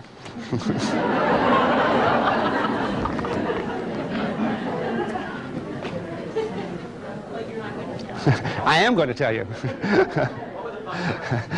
Right. In the old days, when psychoanalysis was focused on formulating ideas about neurosis, not about these other levels, Freud and his colleagues could pretty well, they were, after all, look, they were working with a very limited class of people in a city like Vienna, an aristocratic class, an upper-class person more likely to be neurotic, although when we go back we can see that there are plenty of borderline features in the early cases. But they could afford to think about the verbal. The patient would come in, lay down on the couch, tell me everything about you, and you could rely that sooner or later, most everything that was going to be important to the analysis could be said, could be spoken, could be dreamed. The patient could speak, ultimately, all the material required for the work. We know with earlier than Oedipal levels, the person comes in and tells us a lot of things, and it doesn't make a lot of sense. The person comes in and says, I feel very depressed. And we're scratching our heads. Geez, you don't look depressed. You look happy. You look victorious. Well, I'm depressed because of such and such. Well, but it sounds like maybe you're happy about that, too. So we're aware that the major constellations of the symbiotic period, the narcissistic period, and the organizing periods, there are no words for. These feelings and engagements were developed before the child had access, full access to the verbal symbolic system. Yes, a 2-year-old talks, but a 2-year-old is learning the language system, not connecting soul to the words. That doesn't happen until later. So with the vast majority of the patients that we see today, with the vast majority of the things that we have to say to our own therapists, there are no words for them. They're pre-verbal experiences. We struggle to put them into words, and if we are verbal beings, we may have some success with that. A great many of the people we see don't have that skill or interest. So we have to work in different ways. Kit Bollas says, well, if in the old days we could depend on the material of the analysis to be brought by the patient and spoken by the patient, but the patient cannot speak these things, who's going to speak them? The answer is there's only 2 people in the room. Speaking the countertransference, I think, is synonymous with interpreting the countertransference. To me, is synonymous with speaking for the infant of the patient. We are going to say things that this person would like to have said to mother, but could not, or said non-verbally, acted out by not paying the bill, or, or coming late, or being mean to us, or criticizing us at every turn. But whatever the case is, it's being lived out in the engagement, but it's not being spoken. It is we who must speak it. How are we going to speak it? I know if I say to you, the thoughts and feelings you just had here are ones that next week you're going to have to find a way to begin telling to your patient. It's like, oh my God, how am I going to do that?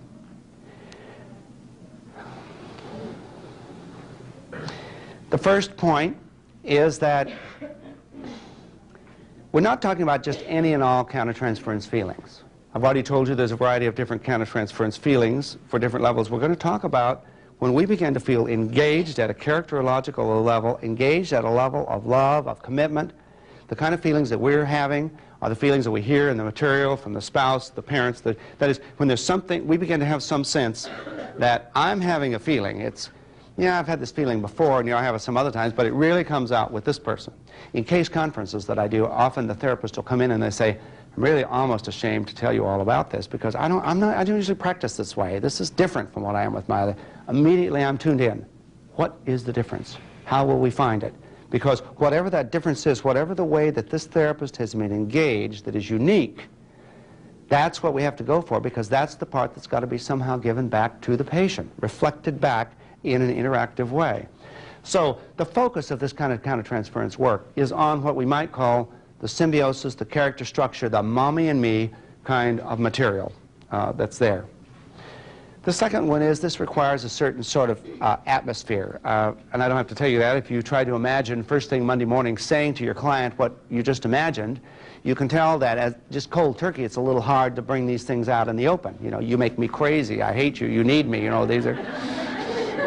Please, doctor, save it for someone who cares.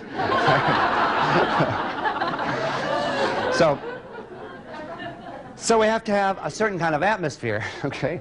And this is an atmosphere in which the feelings that we're going to voice, we're going to be able to take them seriously, and the person that we're talking to is going to be able to take them seriously. So all of us find ways of doing this, and I know that actually today I'm not telling you anything that you're not already doing. I hope what I'm doing is making it more explicit and making it more focused and giving you freedom to do it more, because I think that our error is that we don't do enough interpreting the countertransference because we continue to think it's my stuff. Okay? As we begin to create the atmosphere for the thoughtful exchange, I can tell you the way I often do it, you know, kind of at the beginning. It's, you know, it's almost like leaning back and scratching my head and beginning to say, you know how when you've had dreams or you've had thoughts or you told me about such and such a thing, and you came in with this dream and we listened to the dream and we didn't quite know what to do with it, but we talked about it a while, and pretty soon we both began to have ideas, and it seemed real crazy, and then we began to say, by gum, that really fits. I mean, I'm caught in a situation in life right now that this dream really gives me a very good picture of. Well, I have pictures like that too. My mind works the same way as yours does. I have feelings, I have emotions, I have pictures in my mind, and many of those pictures are about me, about how I'm experiencing you. And I have other people that I can tell those to because they're interested in hearing about all of my personal things. But there's a lot of pictures I get that I think are about you, about our work together, about the relationship that we have that's forming. So I'd like permission, your permission, to tell you my dream, to tell you my thought, to tell you my feeling in a way that we can begin to decipher not that it's me, but it's you. Okay? So that's the kind of, now everyone finds their own way of asking for that permission. Obviously, number 3, we're going to avoid confessing, ventilating, discharging, all those things we were taught by the moralistic system in graduate school. You know, we don't let our stuff hang out all over the patients. I mean, obviously that's not the point of this, and we all know that lesson very well. It seems like the harder lesson to know is how we can begin to tease out and to get images and pictures that really use our deepest resources of creativity to give us thoughts about what's going on here. A fourth one, we have to be prepared to abort any sense of blame or accusation. Now, what do I mean here?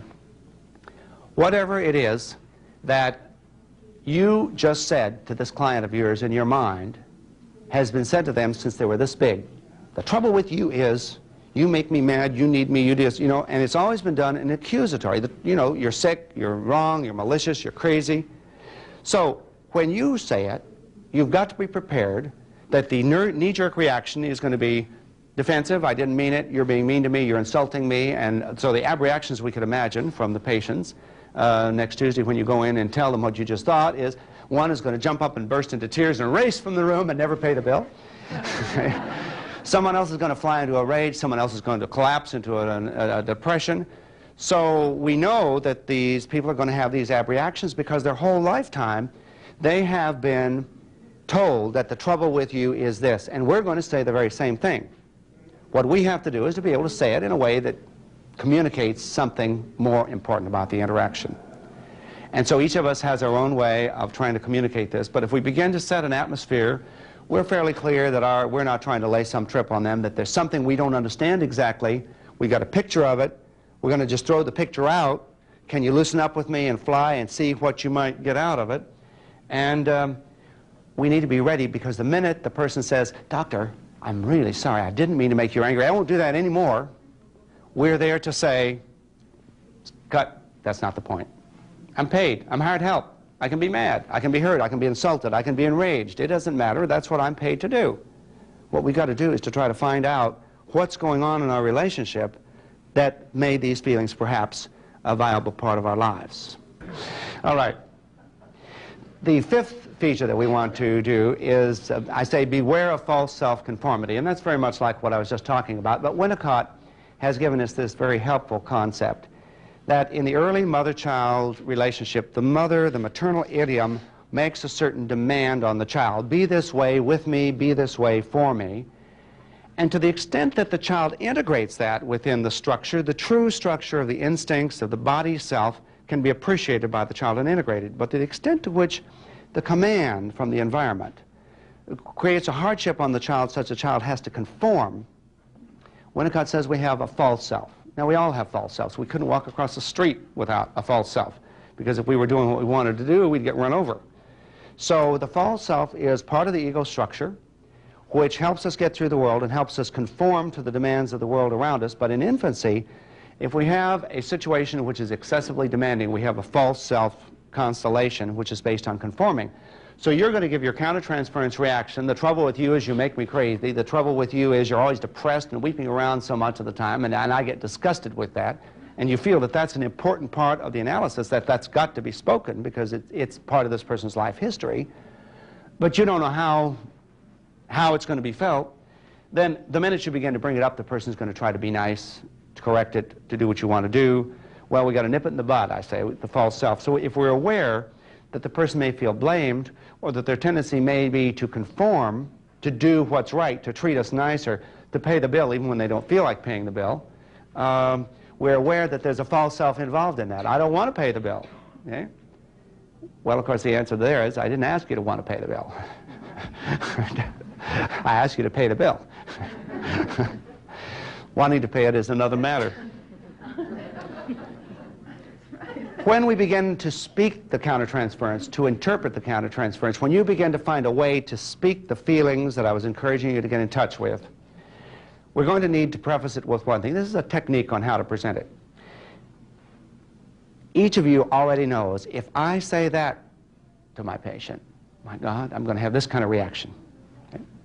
If you can anticipate that reaction, then you can start by saying to the person, I had this thought and idea some time ago. First of all, I thought, well, that's just my own crazy stuff. You know, I've worked on this in my own therapy, and it's kind of a nuisance, and so I set it aside. But that thought kept nagging and kept coming back and coming back.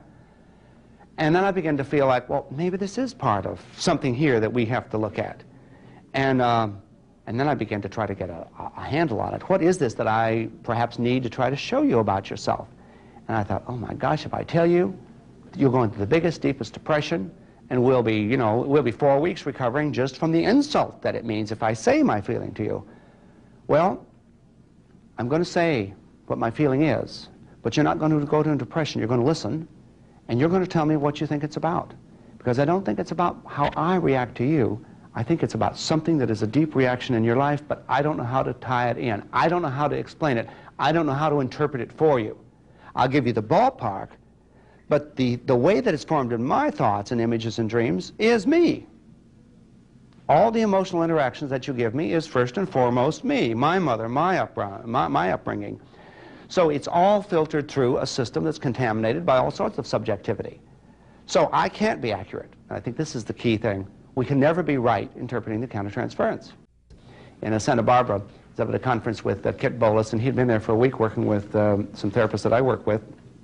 And he was presenting up some beautiful process notes of an hour of someone that he had been working with.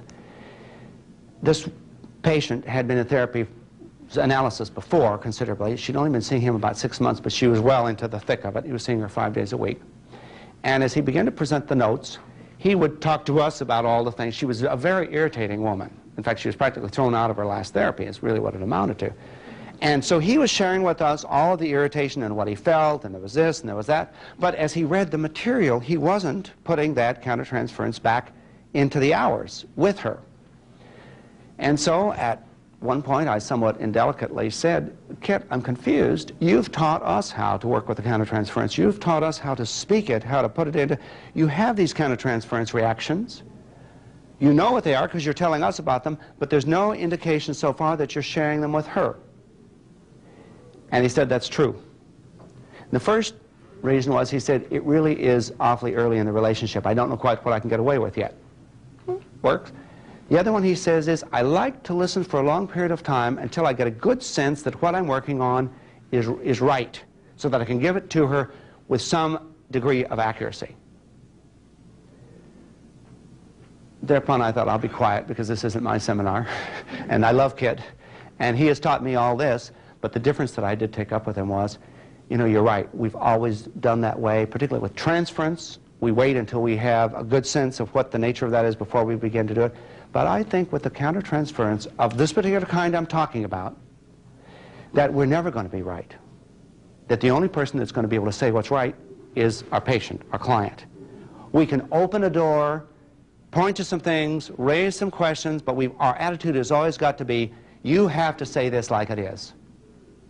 And I have found as soon as you begin working this way, you know, people's eyes get big as saucers because nobody's ever talked this way to them. No one has ever said, there's something about our interaction that is crucial to who you are. You're trying to show me something. And the way you're showing it to me, you're making me madder than hell. And what is it that you're showing to me? Let me tell you how I feel it, and then you tell me, because I think I'm feeling something of the way you've always felt. I put 7 in error. It's only a partial error. The error is that the feeling is my own. Now, the feeling is our own. We know that. And I have one paper, and it's on a videotape that's out here. It's that I did with Charles Coverdale. It's an extended case study of a woman I worked with for a long period of time. In this particular case, there was an erotic transference. A very beautiful, beautiful woman who, from the very beginning, began in various ways to let me know that she felt very attracted to me. And she would conform to what the demands of the formal demands of the situation were, but it began to become harder and harder. She'd want to sit up on the couch and take a good long look at me before she left. She'd want to see me before. She liked blonde-haired, blue-eyed, was I blonde then? I don't, blue-eyed men. She was a chest woman. She liked the way my chest was configured. Well, I loved it.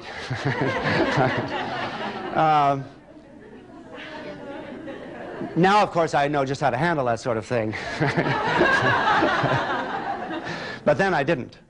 So there's the saga. It's a 25-page case history. It's very interesting on the struggle that I went through with this and how I related it back to a situation in my own early childhood in which I felt an erotic impingement from someone living under the same roof, and how I began to push it away, and I began to push it away. She sensed it one day, and she caught me flinching, trying to avoid it, and she became very depressed and was going to stop the therapy.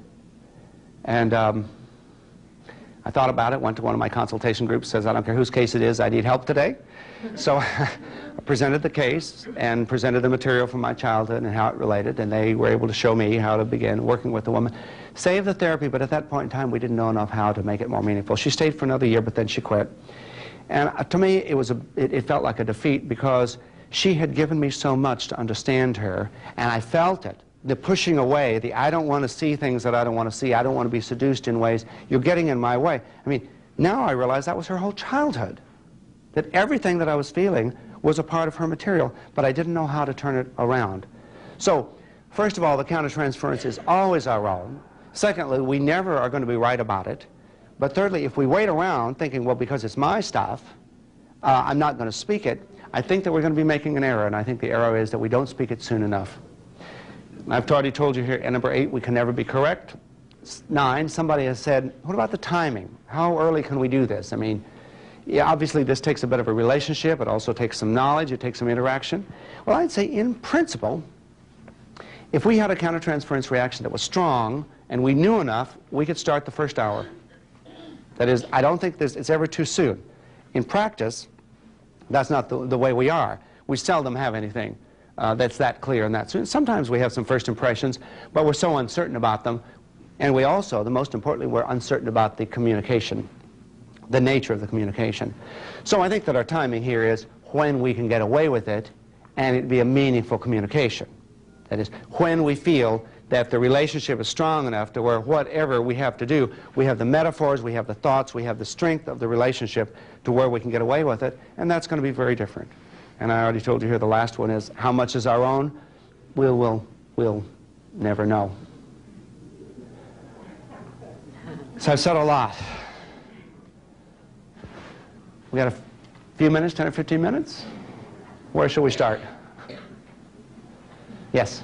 So I have this happen occasionally, is that occasionally come in a client and I'll just get sleepy. I mean, I was Sleepy. Sleepy. Just want to go to sleep. I don't have a hint about what it is. I think maybe it's a little blood sugar. I think it's yeah. Right. Of course it's low blood sugar. Of course. Right. Sleepiness. The question is the sleepiness, drowsiness. Earlier on one of the other charts I told you Kohut has a whole chapter on drowsiness. Now, in his particular one, he's focusing on the narcissistic transference, that the person is boring us, the person is putting us to sleep. Now, early in my practice, I had, I'll give you just a little vignette because this would be my answer. In general, we can say we're drowsy because we're trying to pull back. But why?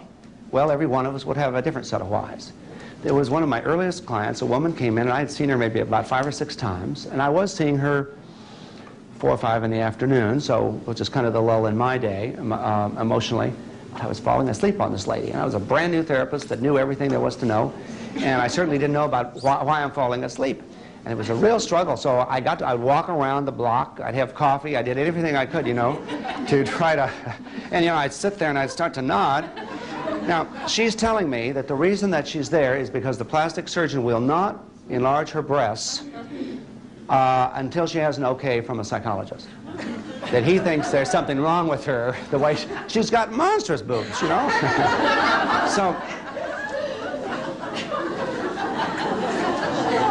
one day, I was going to go to sleep. I was going to right in my chair. I didn't know what to do. I did the only thing I could do. I said to her, I don't know what's going on, but there's something about what we're talking about, and I was just bumbling around because no one had ever given me any guidelines. I said, I'm about to fall asleep. With her eyes, you know,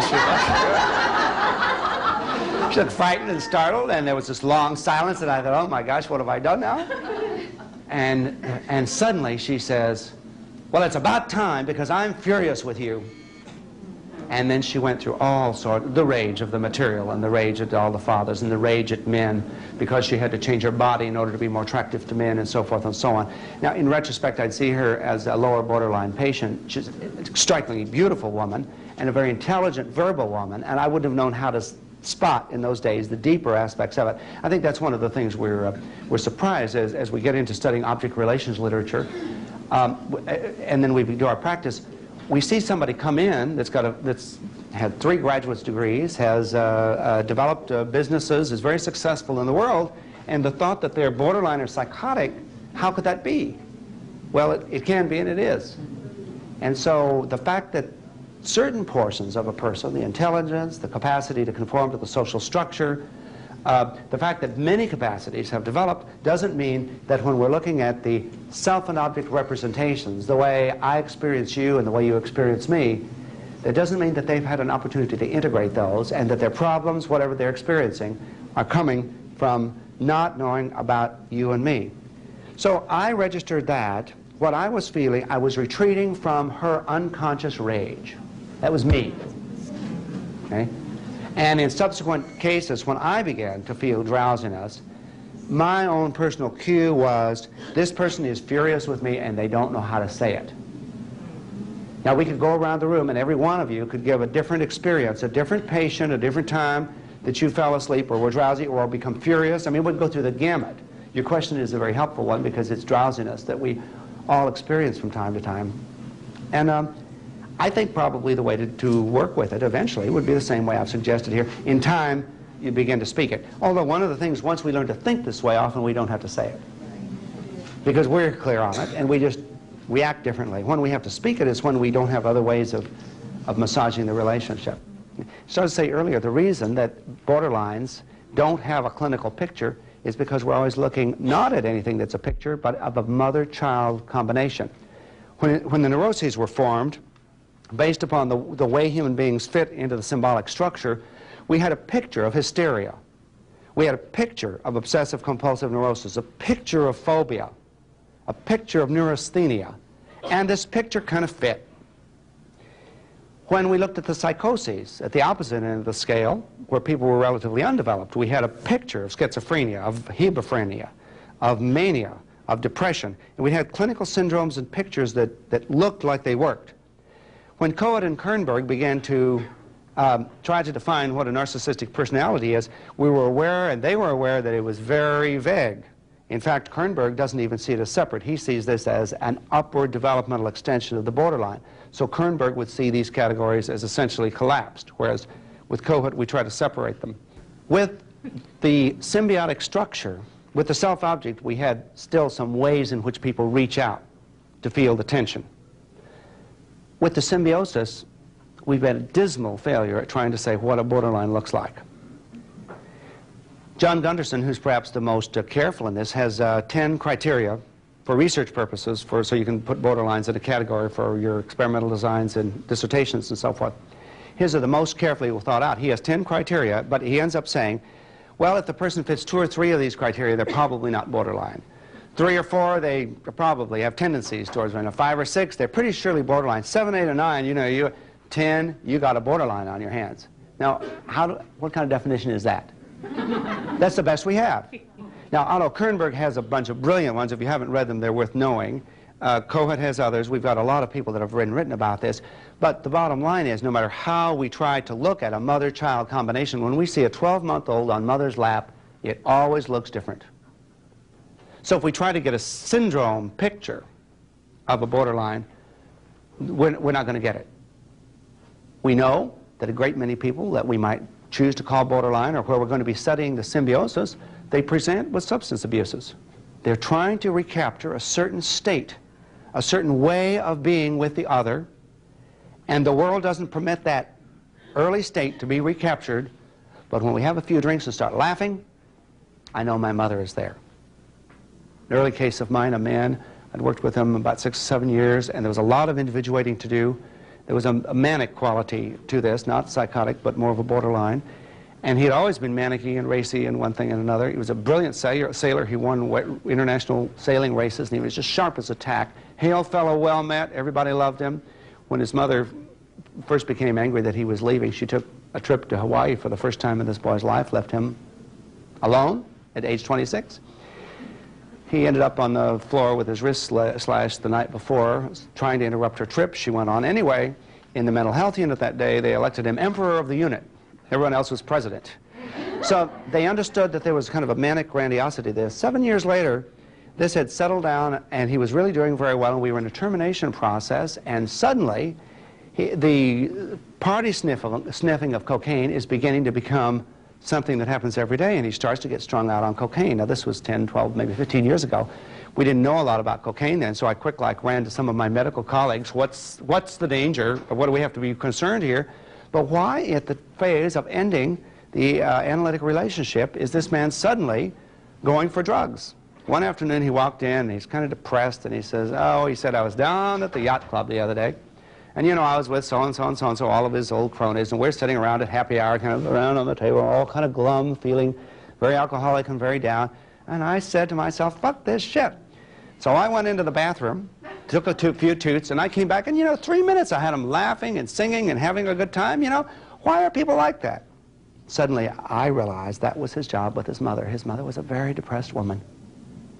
And as an infant, it was his job to cheer her up. Therapy had taken that away from him, and the cocaine brought it back. He could be high, he could be alive, he could be laughing, hail fellow, well met. He could see the smile, and the people's bodies would come alive. And he always had jokes, he always had good nature for everybody. The whole story of his symbiosis was being there to make mother have fun. And once that was interpreted, the cocaine disappeared. Because it was, he wasn't a long-time addict, he was rather registering the loss as a result of the therapy. One more question. Yes? If your timing is good enough and your awareness is good Oh, I like this question already. Okay. What does it look like next? What can we all look for in our clients to know that we're maybe on track? Okay, the question is, if we do all of these things, if we're moving, what does it look like? What do we know? In some sense, I have no answer for you because every piece of therapy is different and we don't know with each person. In a broader sense, what I think I always look for is, are we continuing to move? And we get these periods in which we seem like we're stuck and stuck and stuck. And in my experience, it's usually the therapist, myself, that is stuck. How many, I know you've all had the experience of being stuck with one of your patients. You go into a supervision session, you work it over with your supervisor, and it's like, ah! And you realize that here's a new idea, and I see it. And of course, that week, all of your patients are presenting the same issue. And, and all of them are coming unstuck because you finally understood something. So I think the only criteria I could give you as a simple criteria is the work moves on. We move to another image and another one. There's not just one scenario. There's dozens of scenarios. If we talk about the borderline as between 4 and 24 months, I mean, that's a big gap. There's a lot of stuff that's got to be covered in the interaction there. In my book, Listening Perspectives, I think I do a little more responsible job than I could do here about talking about the growth. But the last comment that I'd make is, you've heard me today struggle with a language system and trying to hope that we could change a language system, that we could move out of thinking about the borderlines, about the things, about the mythical beasts, and begin to talk about listening ourselves, listening through our bodies, and then beginning to say what it is that we hear. So as we begin to listen to the narrations, verbal and nonverbal narrations that our people have to say to us, it begins to put us in a whole different place with them. We begin to experience the psychotherapy differently. So what I hope that I've done for you today is to suggest to you that the things that you're already doing by hook or crook that you've been afraid to tell people about are going in the right direction. Okay? That letting the still small voices inside that keep persisting and giving you hunches are the ones to listen to, and the job is trying to find a way to bring that into the interaction to let the work move forward. This has been long and intense. Thank you very much.